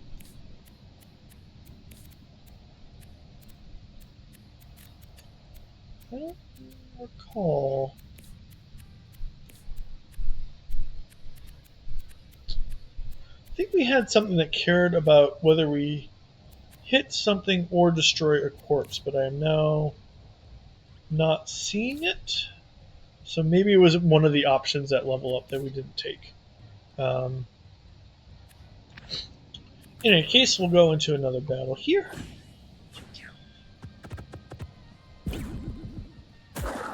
Alright, so we're lucky that that Birthwort took damage from confusion on both of its first couple turns. He could have done a whole bunch of damage to Schmaniel before Schmaniel even took a turn. This is why, like, having low speed stats, like, there's some enemies that are just very speedy that go before you and can just really wreck your day before you even get a chance to move. So making sure that, like, your attrition isn't too bad between battles and, like, you have options to do quick heals if you need it can sometimes be really important. So here I think we want to just, like, try and focus these guys down as much as possible. I think we can almost certainly take the kill on this amoeba on turn 1 by moving here and then doing a couple of interchange attacks. This Birthwort is going to be moving multiple more times this turn, but it is blind, so we could just sort of, like, hope that it goes the wrong way. This guy shoots or dashes forwards, can only be damaged from the front. We can't quite get to him, although we could consider, like, trying to do, like, 2 moves over to him, take him out with, like, 3 attacks, and be over on this side of the map. But 26 health is unfortunately, like, slightly too much. I think even with the bonus damage, 8 times 3 will get pretty close to killing him. What is our luck stat? I don't think we can see it right now. But I don't think it's worth. I think I would rather get the guaranteed kill on this amoeba. We're meowing, doing a whole bunch of meows. We'll toss Scalding Orb back here, trying to get a burning Casimir. And then we'll do a couple of interchange attacks here. And that killed the amoeba. The boulder is still alive. I think we're going to use... Oh, man, really meowing like crazy. I think we're going to come over to the other side of this corner and knock this boulder into the Birthwort. The only risk there is the Birthwort might knock the boulder back at us for a whole bunch of damage. So we could, like, move onto a grass tile or something. I still think this is the play for trying to maximize... Oh, it didn't push it back far enough. It only takes it to push with 1 tile. Well, at least it doesn't put us in harm's way. I mean, it is just confusing itself to death most turns, which is very nice. There's a nice harmony meowing going on now. Beautiful singing. Alright, so I think it would be great for us to leech shot and then come not next to it and do a blood geyser to just, like, mostly take it out. And then we can even cough and flop on top of it for 1 more damage, although I mean, our corpse does have 9 health. The worry there was that if we cough and flop and push it aside, its thorn retaliation would have attacked back at us. But I think that the risk of taking 1 damage to our, now 10 durability corpse wasn't too huge. Cool. So we got 9 health. So I think coming around here so that we can hook this guy, go ahead and whack him, and then grab a couple of these healing. Actually, the healing pickups maybe I shouldn't have grabbed because we didn't have any damage on us yet. Should have probably blood magic before I did. These sucks, but that's alright.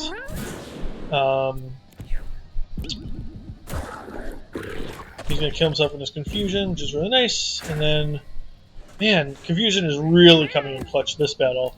We've had a couple of battles where it didn't do much of anything, but here we're really seeing the power of the hat of just like causing a whole bunch of enemies to skip their turns is really, really nice. Cool. So I don't think we can get to. He can only be damaged from the front. I don't think we can get to somewhere that's considered the front. But something we could do is magnify our basic attack, and then attack here and hope that the plus shape is considered to be. Actually, we're considered to be attacking from the front, even though we're attacking diagonally from the side.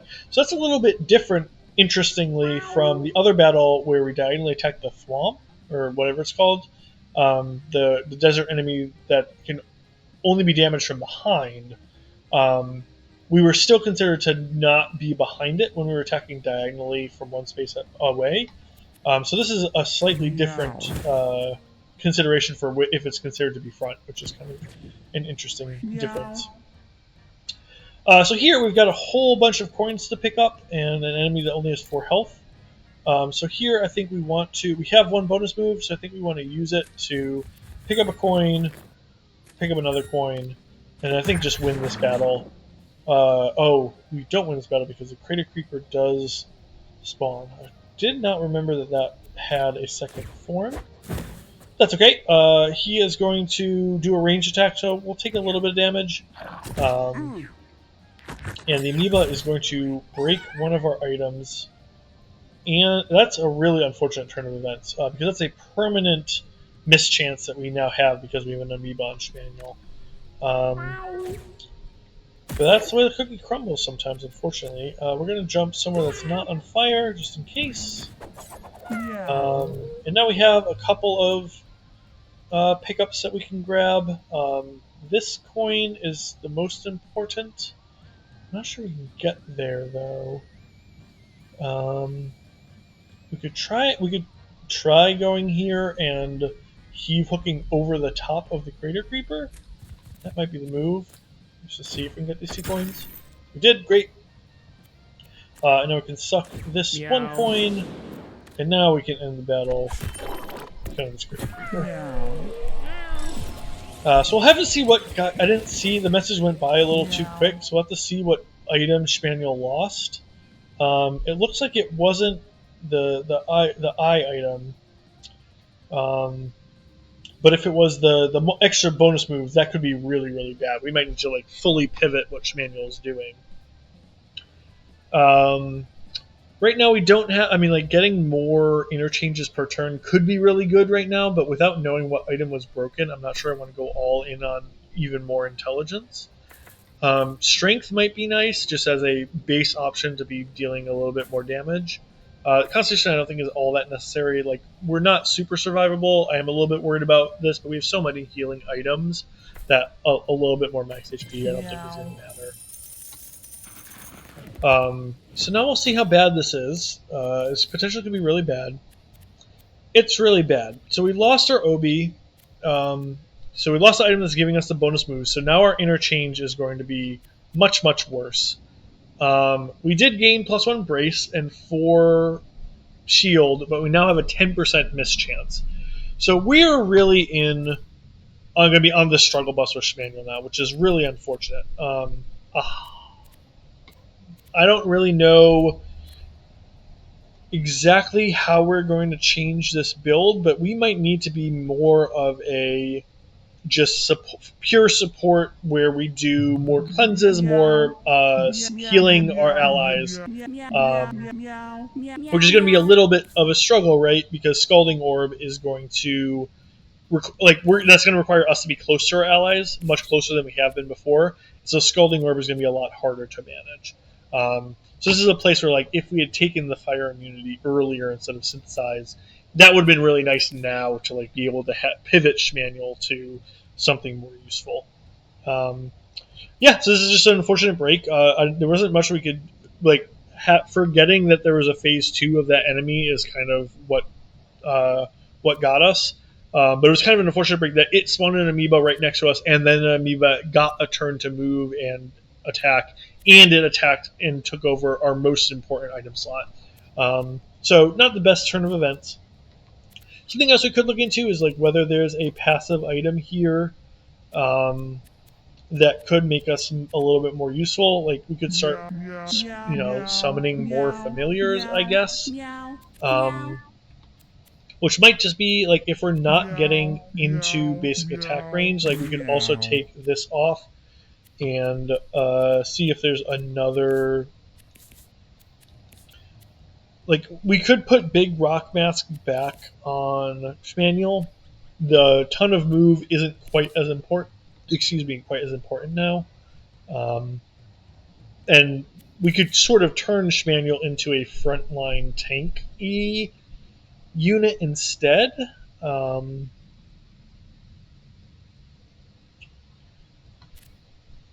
That's kind of interesting. So why don't we try this? I think we're going to try the Big Rock Mask here instead. We'll keep the Feathered Cap so we still have 7 speed. And we'll try to just like leverage the fact that we now have 3 brace and 10 armor on Schmaniel to make Schmaniel much more of a just walk into the fray and just get beaten on. We don't need healing as much now. So we potentially could do like the familiar spawning just as like additional utility. Or we could do like a citrus berry just like as an emergency. Our tank is taking way too much damage. It's only healing, 8 health, but with brace 3 that can kind of go a long way. And then Lydia, because she's doing so many basic attacks, I mean, they're kind of on random enemies, but she does have the option with Fighter's Helm and 9 luck to be doing multiple basic attacks in a round. We can put the Bandit Mask here and potentially still be doing some useful stuff.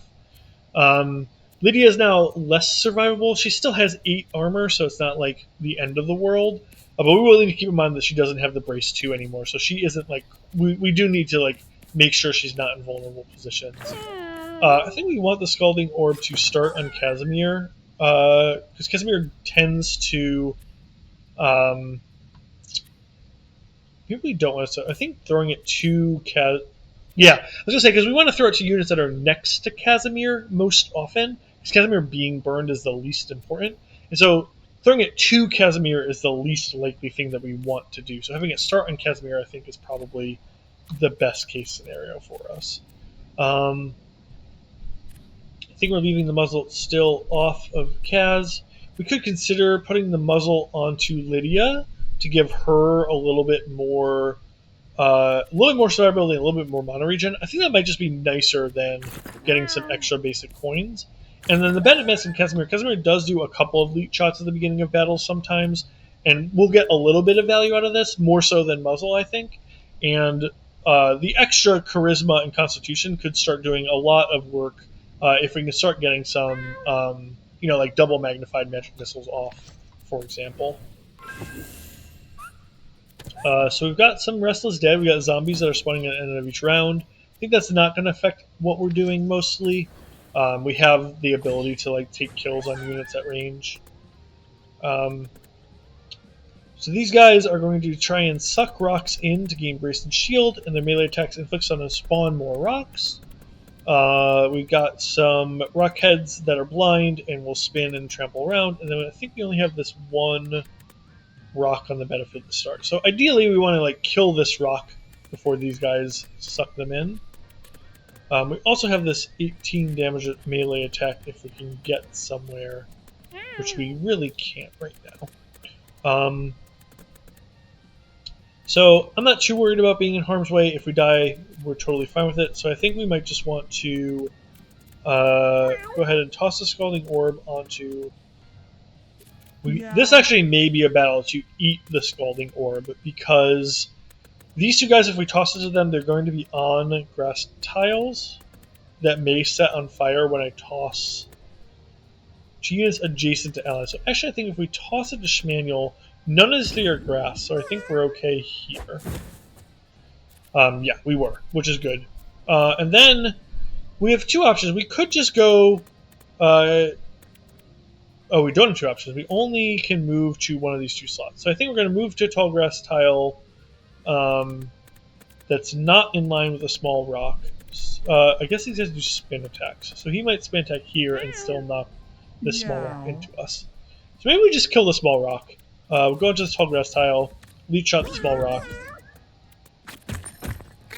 do some damage to the chicken, who actually could have sent it back at us. I'm kind of lucky that it missed. We could cough up somewhere. It's not really the most exciting. I think we're going to save the potential Blood Geyser mana. So this chicken still has 16 health. We could force an ally to attack, so we could force Mrs. Bugs to attack this chicken.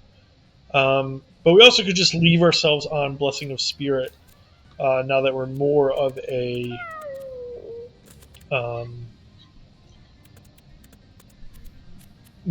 support unit. I'm the trust is going back to Casimir. I'm not too worried about the fire on him. Again, him dying is not really my concern.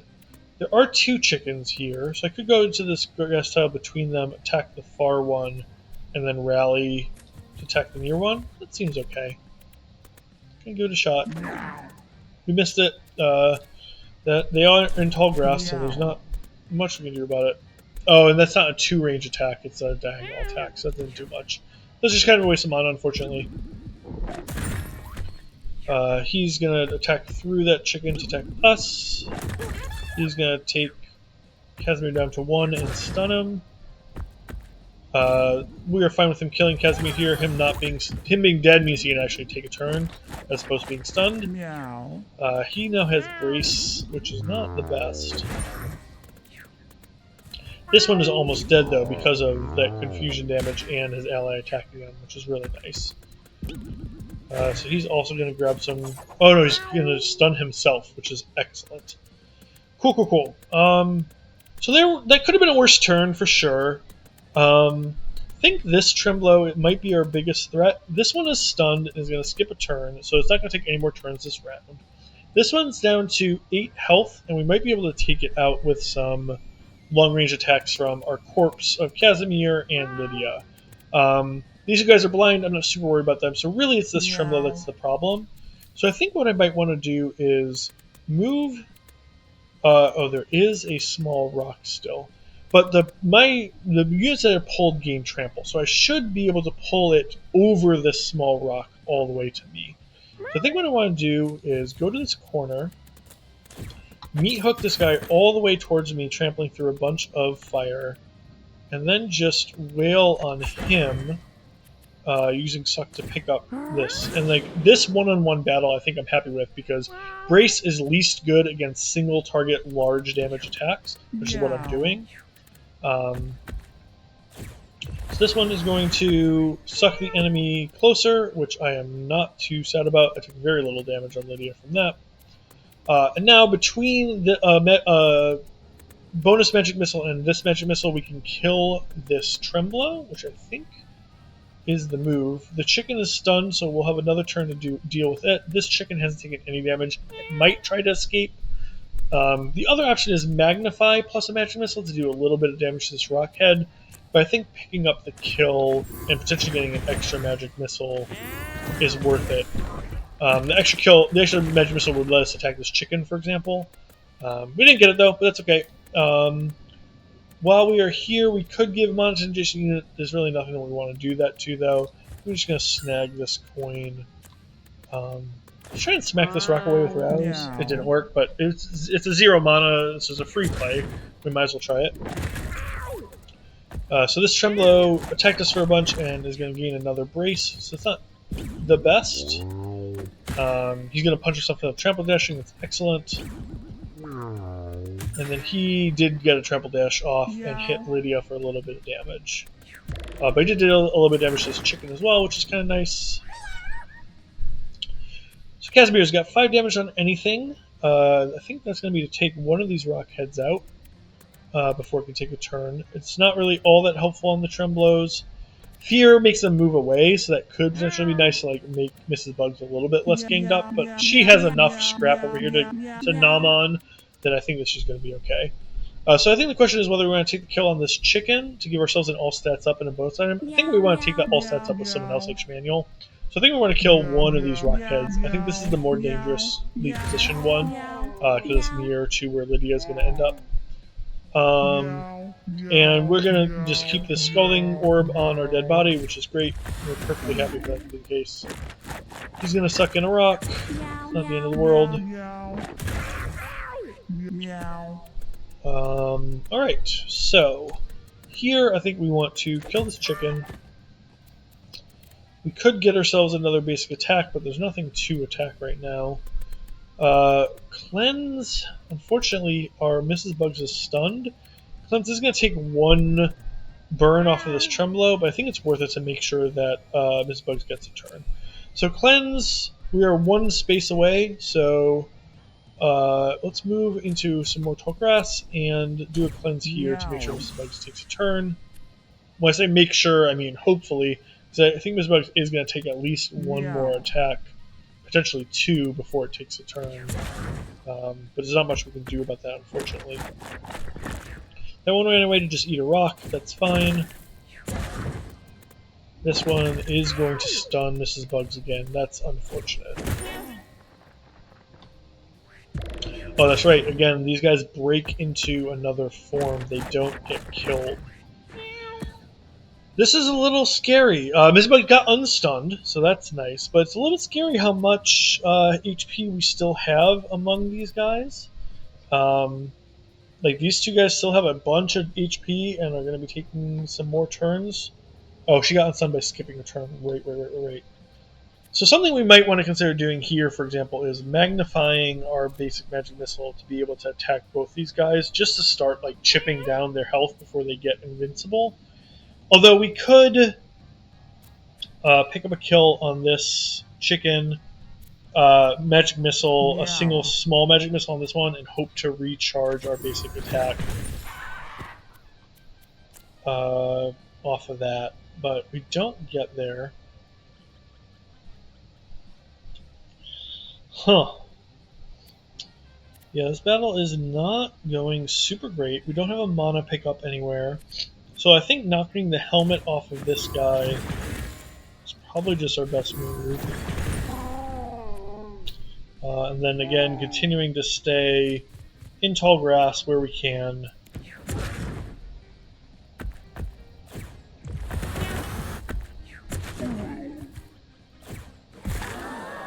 Got some zombies every turn, which I forgot about. Meow. This battle's kind of going very wrong very quickly, unfortunately.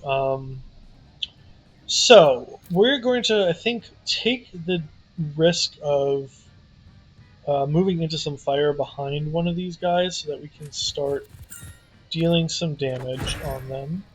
Because we just really need to get some damage out of the way. We're just going to take one of those enemies. We can't use this on ourselves. So I think we're just going to end the turn and let the burn kill that one. Oh, Mrs. Bugs is just getting stun locked over and over again. That's really unfortunate. We got a zombie kitten a couple of zombie kittens we can kill. We also have a headless I think is slightly more important. So I think actually what we'll probably do is we'll do one magnify, and we'll do a magic missile that will kill the zombie kitten and hit this headless, which gives us a chance to Fighter's Helm, but it also gives us a chance to pick up yet another kill off of our smaller magic missile to refresh an attack. Didn't get it. We're not getting very lucky with Lydia, unfortunately. But we can hop on top of a catnip to do one last magic missile, maybe on the zombie kitten to kill it with the fire damage on the start of its turn. So that's something at least. Mrs. Bugs is like really having a rough go of it here. The headless killed the zombie. Casimir got reborn as a kitten because its body died. So that's interesting. I didn't see where its body died. But maybe it was taking enough damage from fire or something that happened. Okay, so that's a little scary too, because now we're pretty weak, and I'm not 100% sure that this torpor is going to trigger again. It is unhighlighted, so hopefully it will. Yeah, I think we're just going to leech this headless, and then I guess move on to some food. Yeah, we're in a bit of a pickle here. Mrs. Bugs is just getting chain comboed in the corner. So we're gonna need Schmaniel over here to start taking out this Tremblow. Cleanse we can get unshocked and Meow. remove some of our mischance. That was actually going to give us an opportunity to rally Meow. Mrs. Bugs to do a free attack here a couple times. Meow. And that's going to get us out of this like really horrible situation we were in, which is nice. So now we're down to this Headless and this Zombie Kitten. We got a ton of pickups, but I think I'm probably not going to worry too much about it. About the coins anyway. I'm at 99 coins actually. I'm going to worry 0 about it. I'm grabbing a little bit of food so that at the end of this battle I'll heal up because I'm really going to need it. And then we're going to kill off these two guys and get out of this battle before any more damage is caused. So this one didn't go very well. I think we made some mistakes of going after the two stage enemies. I need to sort of like start to learn which enemies die into a second stage. This is the second time this run that's kind of bitten me. And we focused on the enemies that died into a second stage rather than the enemies that were like building up brace and stunning our units.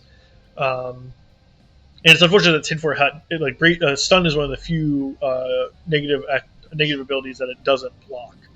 So that was just like really causing us a lot of consternation. So for Mrs. Bugs, we could, if we upped Charisma, that would give us access to Wet Hairball in turn 1. We don't have a ton of synergies with Wet Hairball, so it's not like a ton of value that we're getting there. We also have Blood Magic if we really need access to Wet Hairball in turn 1. We don't have any range attacks that aren't magic. And Luck, we don't have anything that's percentage based right now. I think the extra speed and movability to like get us off of -2 back to neutral speed is going to be much more important. We got a bunch more healing items. We are all at full health. Casimir is back to being a kitten and has lost all of its items. And we have really low stats.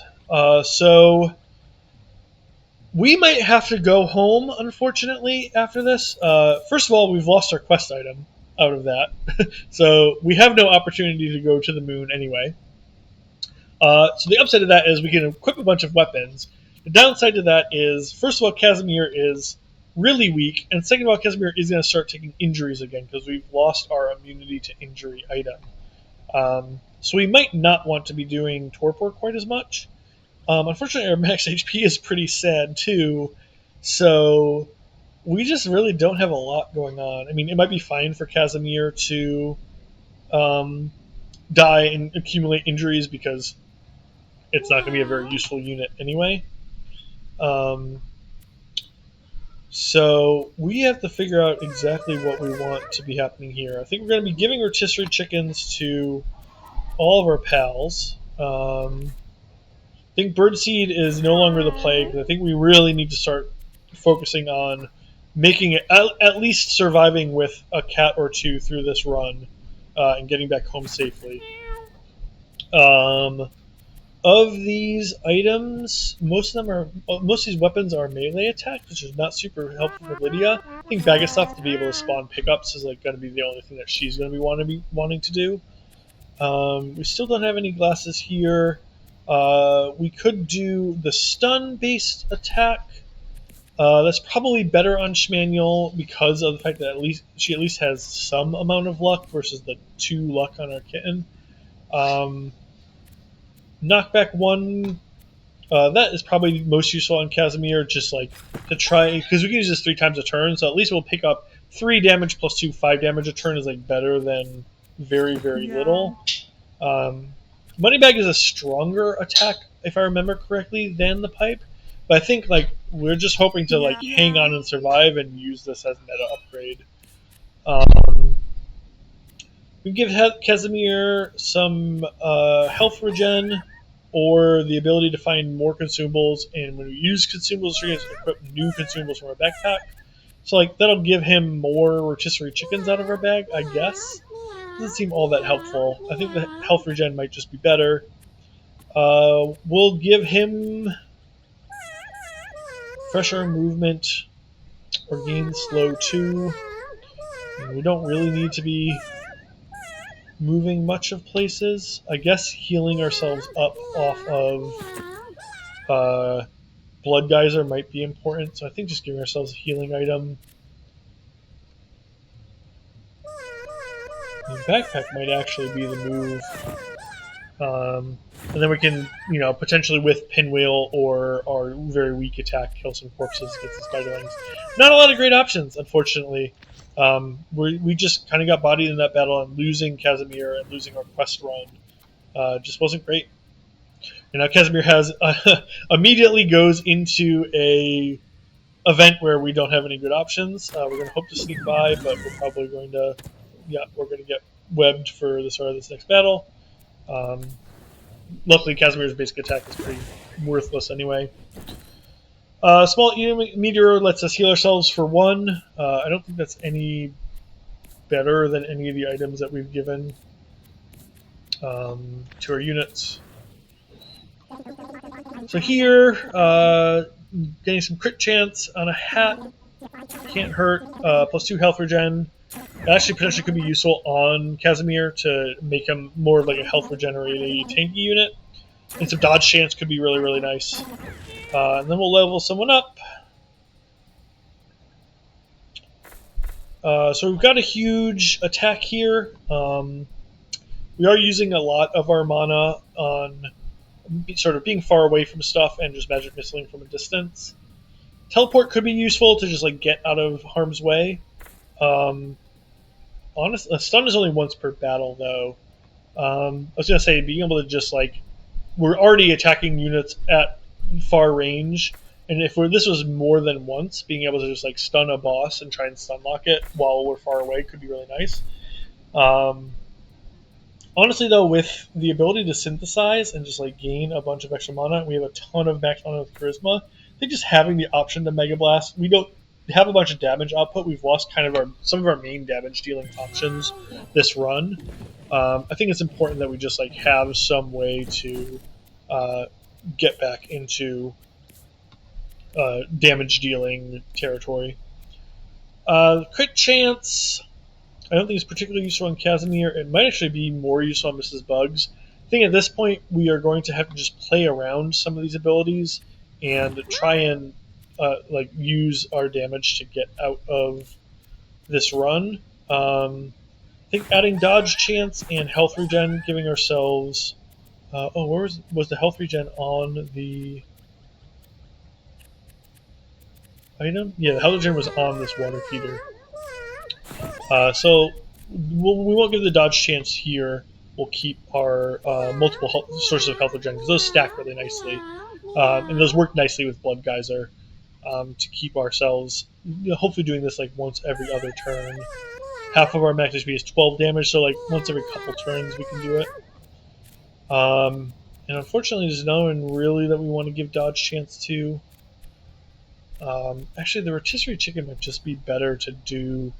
Actually, like burst ourselves up to more health, and then give ourselves the backpack so that if we go through an entire rotisserie chicken doing a bunch of blood geysers, we can hopefully randomly pull another rotisserie chicken out of our backpack. Maybe we put the health regen. Oh no, I guess we got a bunch. 6 armor. It's not that much armor. 10 armor. Okay, yeah, we don't need the health regen here. The health regen over fork, maybe.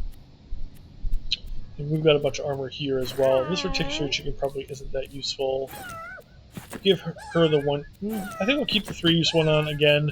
We just want to I think we want to have a couple of 3-use rotisserie chickens on our important units. We're pretty weak right now for where we're at in the run, so I think it's important that we just try not to get totally wrecked. And I think we're not going hard route. I think from here on out we're going to try and take as many conservative choices as we can. Strange eggs. So meteor shower has random spots in the map get attacked. We potentially could tank this. We don't really have any units that are particularly vulnerable to it. Strange eggs make some eggs spawn on the map at the beginning of the round, and if you leave them for a couple turns, they hatch into enemies. We have a lot of ability to deal with that, and even the ability to gain extra turns off of kills. So I think strange egg is what we want. Alien overgrowth, I believe, causes a bunch of brambles and potentially some of those little guys that possess your units to spawn. I think strange eggs is the easiest for our team to deal with. So let's go the easy route. Meow. Try not to die. This is a very small map. So that's something we'll need to keep in mind. We've got a couple rock heads that are going to die into another unit. We need to remember that. And then we got these birth warts. So we don't really have a rally on turn 1. I mean, we could rally Lydia and hope that she hits a strange egg. That might not be the worst plan. But we could save it for a future turn where it might be more useful. I think if we can, going somewhere where we can use the pipe on something that we may want to stun, and then attack one of these one-timer strange eggs would be great. So I think going here... That was a pretty sick meow. So the question here is, do we want to do 8 damage on this birth wart, and potentially try and chain it over and kill it with Mrs. Bugs? Or we could do less damage but hope to get a 10% chance to stun it and take it out of this turn entirely. I think we want to do more damage to it and less damage on that. And then we will wait for the rest of this turn. Of course, this both were moved into the way of where we potentially wanted to move to take it out. So I guess we're going to go after this one, maybe. We also might want to try and wet hairball over here. So I think we want to attack this one first, which did hit our Casimir buddy, but that's okay. I think we'll suck this armor in and blood magic, and then we're going to move over here so that we can wet hairball these 3, killing 2 eggs, hitting this guy for a little bit of damage. And we could pick up the health, but it's not going to give us anything.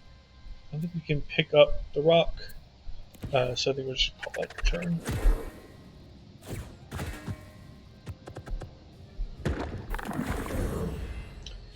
It's a little bit annoying that the birthwort healed up a little, but not too bad. These blind guys are going to do a little bit of damage to... Oh, he actually killed his own ally, which is fantastic. Alright, and now we have 2 1-timer eggs and a 2-timer egg. I think we're just going to do regular magic missiles. I don't think we want to magnify. This one is within range to have the magnify matter. But it doesn't have... I think we want to guarantee that we get rid of the ones that have 1 on their timer. I should have done the basic magic missile first to give myself another chance to regenerate my attack. It's kind of a shame, but it is what it is. And then we'll kill this one. We did regenerate our basic attack, which is nice. So we could damage one of these rock heads, but I think we just want to try and kill this birth wart if we can. We'll spawn a pickup. It was some more mana. That actually gets us a lot closer to a kill here. So let's do that. Now we gotta break free to be able to do anything. We could try and get in range. Yeah, we could try and blood geyser somebody. Blood geysering one of these guys and making their hat fall off doesn't seem that valuable right now.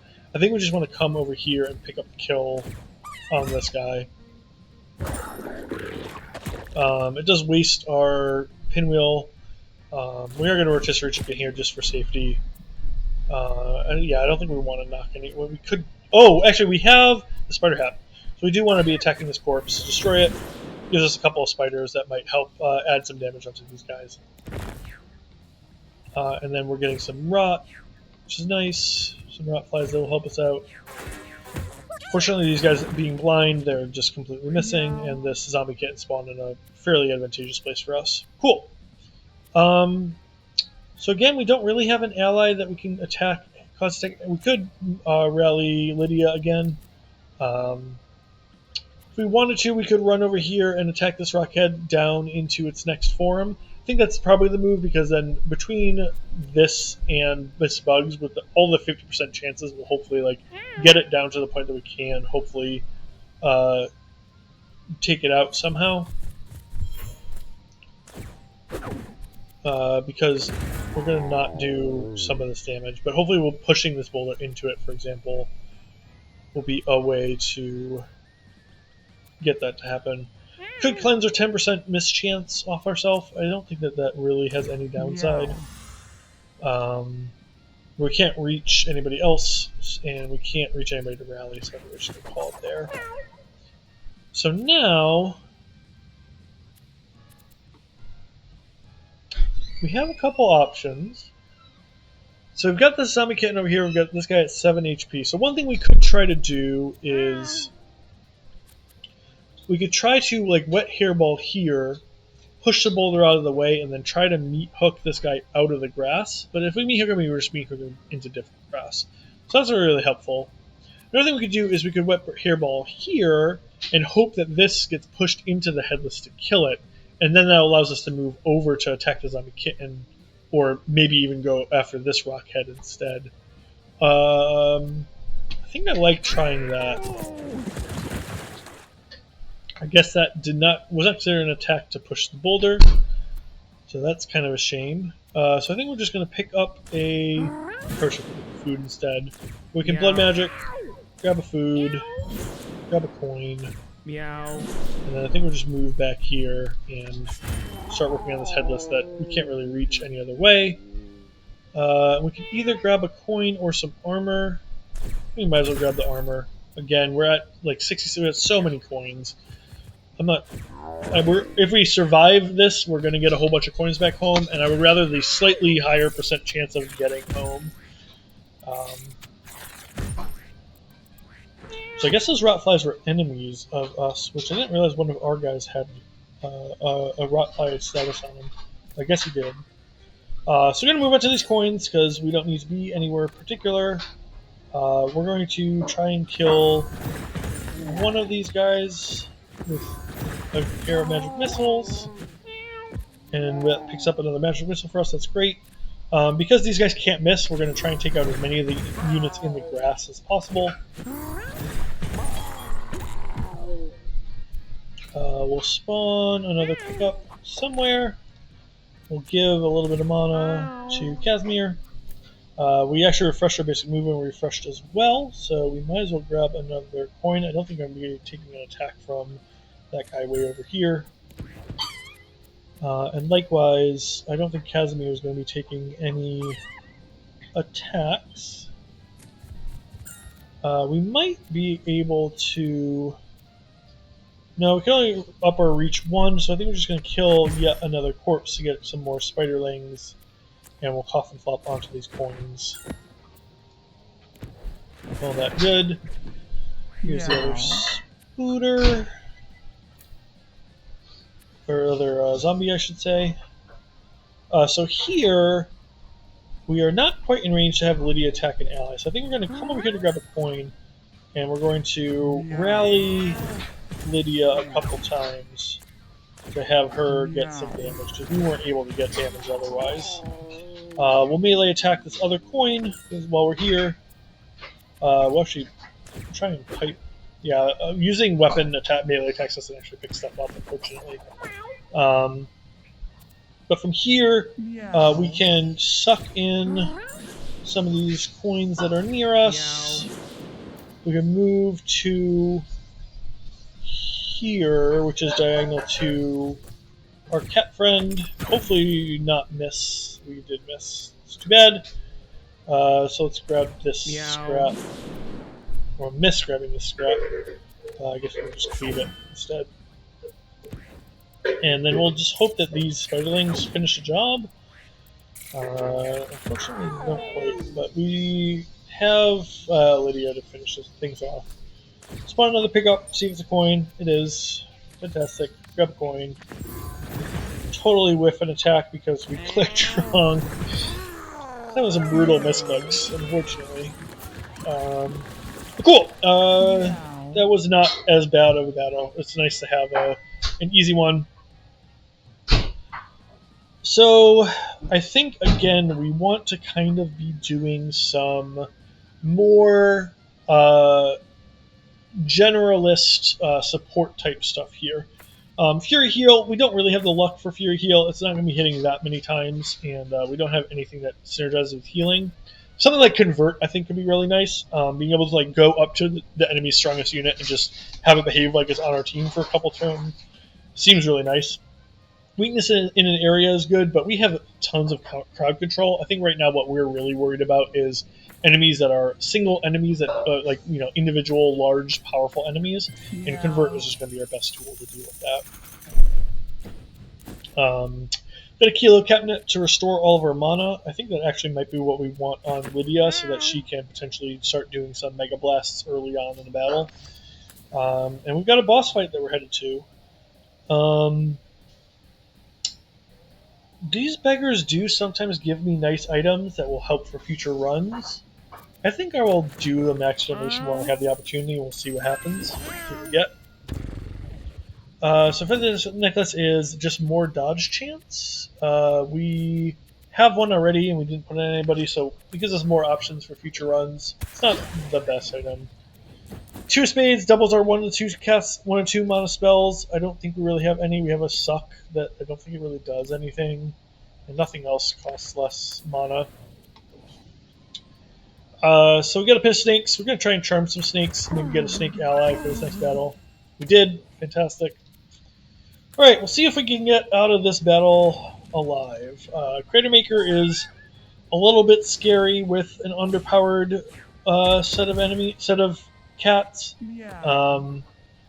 Because we can. The nice thing is we do a lot of small attacks that will help to cycle him through his abilities. But when he swipes at units that are near him, he does just a butt ton of damage. And if you can't take a bunch of hits, it starts to get pretty dicey pretty quick. So I think what we're going to do here is we're going to use Interchange to actually do 2 moves. We're going to do 1 move here, and we're going to do a second move to get to this coin and pipe attack this guy. Try and stun him, but also take out a lot of these little bugs. And ideally, we want to have the Crater Maker end every single turn on this attack. So this is Inhale. He's going to do a single space attack on the space that's literally directly in front of him and auto-kill any cat that's standing there. So as long as we don't have any cats that are standing on exactly this spot, that attack will be completely worthless. It won't do anything. So Crater Maker cycles through 4 different attacks. It has Devour, which attacks directly in front of it, the one that's primed to do right now. As the attack that it was just on, that attacks every tile on the entire map for light damage. It has a attack that attacks all 4 diagonals in kind of like thick stripes for some damage. And it has a charge attack where it attacks the entire column that's on by running back and forth twice.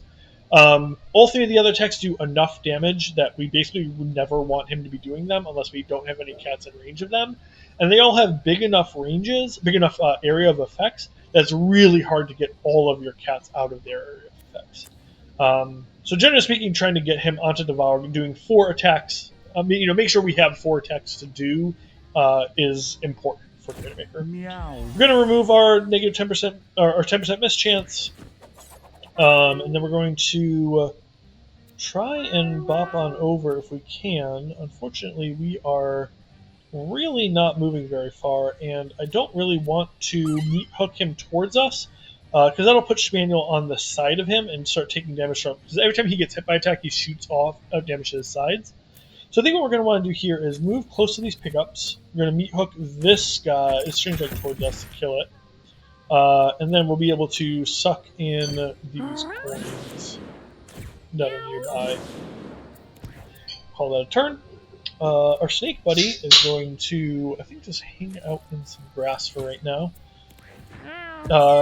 And that's going to leave Lydia. She's able to do 3 attacks per turn, and we're going to get a 4th attack from Casimir, so we are safe to attack Crater Maker 3 times. We aren't getting any kills, so there's no ordering that we need to care about. And then we're going to bag of stuff to see if we get anything useful. That's a bunch of health, which might be useful at some point for Casimir, for example. And then we're just going to start to get a little bit closer so that when we bag a catnip into Mega Blast, we can be close enough to do damage. Which we actually might be right now. Yeah, we actually can hit him. So an option here would be to use a kilo of catnip and double Mega Blast. But that's going to put him on a bad attack cycle. We could also kilo of catnip and just single Mega Blast and have Casimir not do any attacks this turn. That might be the move because Casimir's attacks are pretty weak, and his only attack that I think he's not going to be able to get close enough, I think, to do his Blood Geyser. And his lobbed attack is just like so weak that it's not even worth getting that 2 damage onto us. So I think we're just going to kind of go vaguely over here. We may not have wanted to move that far forward in case Critter Maker tramples forward, because then he'll be in harm's way. But I think that's probably okay. It will hopefully be fine. We'll call that turn there. So he's going to do Consume right in front of him. It's not the biggest deal that he ate that mana. Great. He's in a perfect position now where we can wail on him. He's going to kill the zombie kitten, and we're not going to be too worried about anything else. So first we're going to try and stun him. If we know that he's stunned, then we have some different moves when we make this turn. Because like where I am right now, I'm going to get devoured, right? But if I knew for a fact that he wasn't taking a turn, I could leave Schmaniel here and do an interchange, leaving him in harm's way because we knew that the Critter Maker wasn't going to devour the spot. But again, since we're going to want to leave him on devour, we're going to move out of that spot and start wailing on him with some of these other attacks. Charm 2 isn't going to be relevant because there's nothing else for him to attack. I think he's still going to attack us. I'm pretty sure. I mean, we could just try Charm 2 him and have him behave as if he's on our team, but I think he's just going to do whatever attack he's on anyway. So I think I'm going to save that mana to try and wait for doing some rallies on a turn where it's advantageous. So here I'm going to suck this coin before I move. So another coin back here? Yeah, there is. I'm going to suck another coin. And then I'm going to move to melee range here. Start doing some damage. And I'm going to Blood Magic in order to start grabbing some of these other pickups.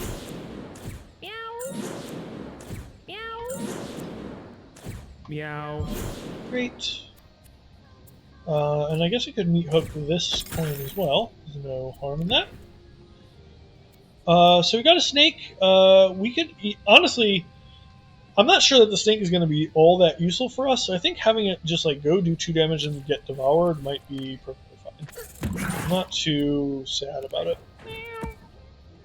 All right, so here we want to get some Mega Blasts off. Yeah, we can.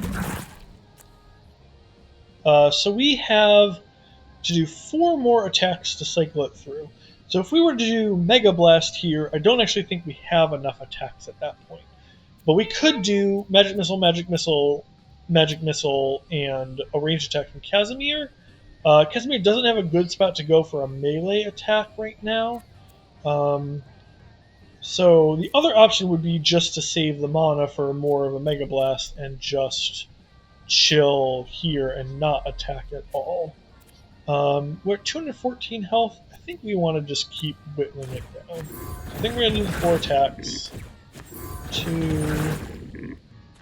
3, and then I think we move over here to just give a little bit of charge here.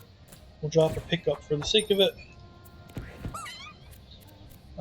Cool. And then here we want to move somewhere where we either move somewhere where we can hit them.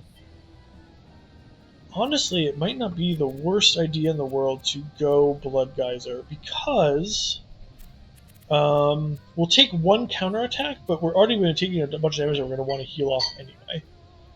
So let's do that. Let's move over here. Let's do Blood Geyser. We'll take some damage, but then we're just going to heal it off with a Rotisserie Chicken. And then we're not going to leech. Actually, we might as well leech shot here just in case the snake getting devoured would like give him some sort of a buff. I don't recall that that's the case, but I'd like to just make sure that that's not a problem. So actually inflicting fear on him is that's interesting. That's really good because he's moving away from us rather than attacking us. So that's giving us a lot of extra ability to do things. So we're going to scoot up here, wail on him, kill the kitten. We could do... We can't. There's nothing we can really rally right now. We'll move to this diagonal spot. Do we want to do a... No, there's no real good pickups to pick up from where we are. So we'll cleave by attacking diagonally. That's his dash attack, which I think is actually mostly blocked from doing, but I think it looks like he is still threatening these slots. So I still think we want him to do Devour, ideally. And sucking this isn't particularly helpful. We could do a wet hairball on him, but that's not that good either. Alright, and then we want to start getting closer to him so that on future turns we can do more Mega Blasts. But for right now, I think we just hit him once. Twice. Do we want it twice, or do we want Casimir? I think we want Casimir to do another Blood Geyser. So we'll move on to some food again. We will Blood Geyser for 12. He's going back to Devour, which is great. We'll use another use of Rotisserie Chicken. We'll snag a Citrus Berry from ourselves. I think we'll actually use this immediately to try and snag another chicken from our bag and to get us to full. Yeah, perfect. And then there's nothing to leech, so we'll just leave return.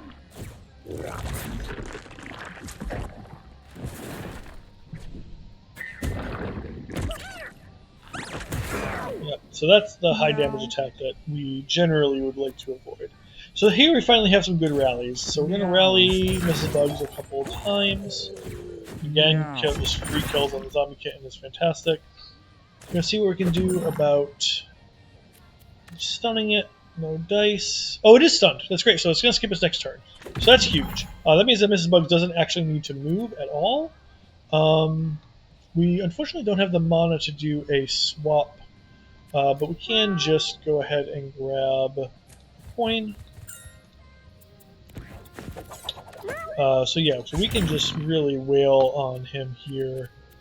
Fortunately, there's not a lot of wailing to do. I think we might want to be moving anyway to get some of these extra pickups.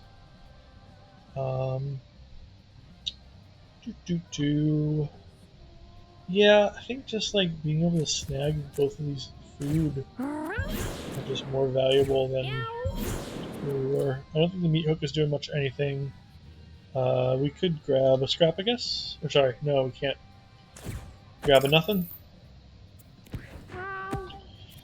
And here is where we would really like to move here and just start Mega Blasting like crazy. Unfortunately, we only had enough damage to do one, or enough mana to do one, but we can do hopefully 2 next turn. Maybe not. I don't know how. Our intelligence is pretty high, but I don't know if it's that high. So we're just going to wait a turn for that, and then we're going to Rotisserie Chicken, Blood Geyser for a whole bunch of damage. We will Leech Shot. We will Pinwheel. A couple times.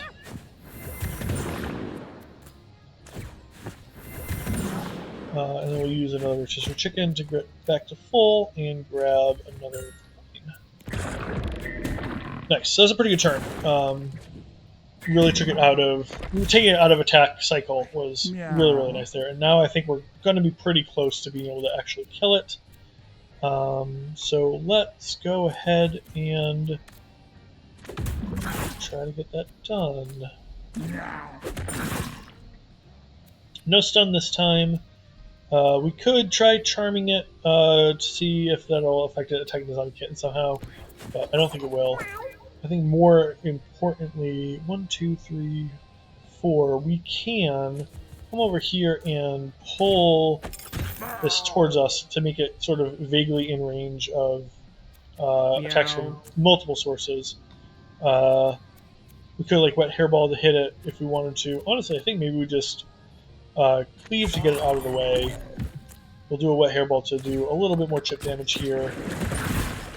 And then grab some more coins.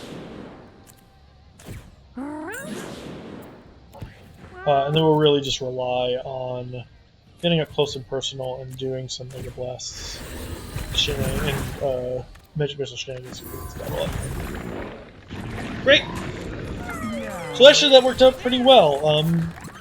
We were able to deal plenty of damage despite, our units being a little bit not good compared to normal. So yeah, I think we're going to just pick whatever we want. None of these are like so exciting to get on kittens that I am breeding. I think maybe my turn could be neat, because there could be an interesting build if we have like a couple of Everstone units. We could potentially like do my turn to steal a whole bunch of terrible level 1 or level 0 units turns over and over again. So I think I'm just going to steal my turn, and I think I'm just going to head on home because I don't have a quest to complete, and I'm very unconfident that this group of cats will be able to take on the moon. So yeah, that's going to do it for this stream. Appreciate you guys watching. Sorry that we didn't complete our quest, but maybe we'll do it next time. Have a good one, and take care.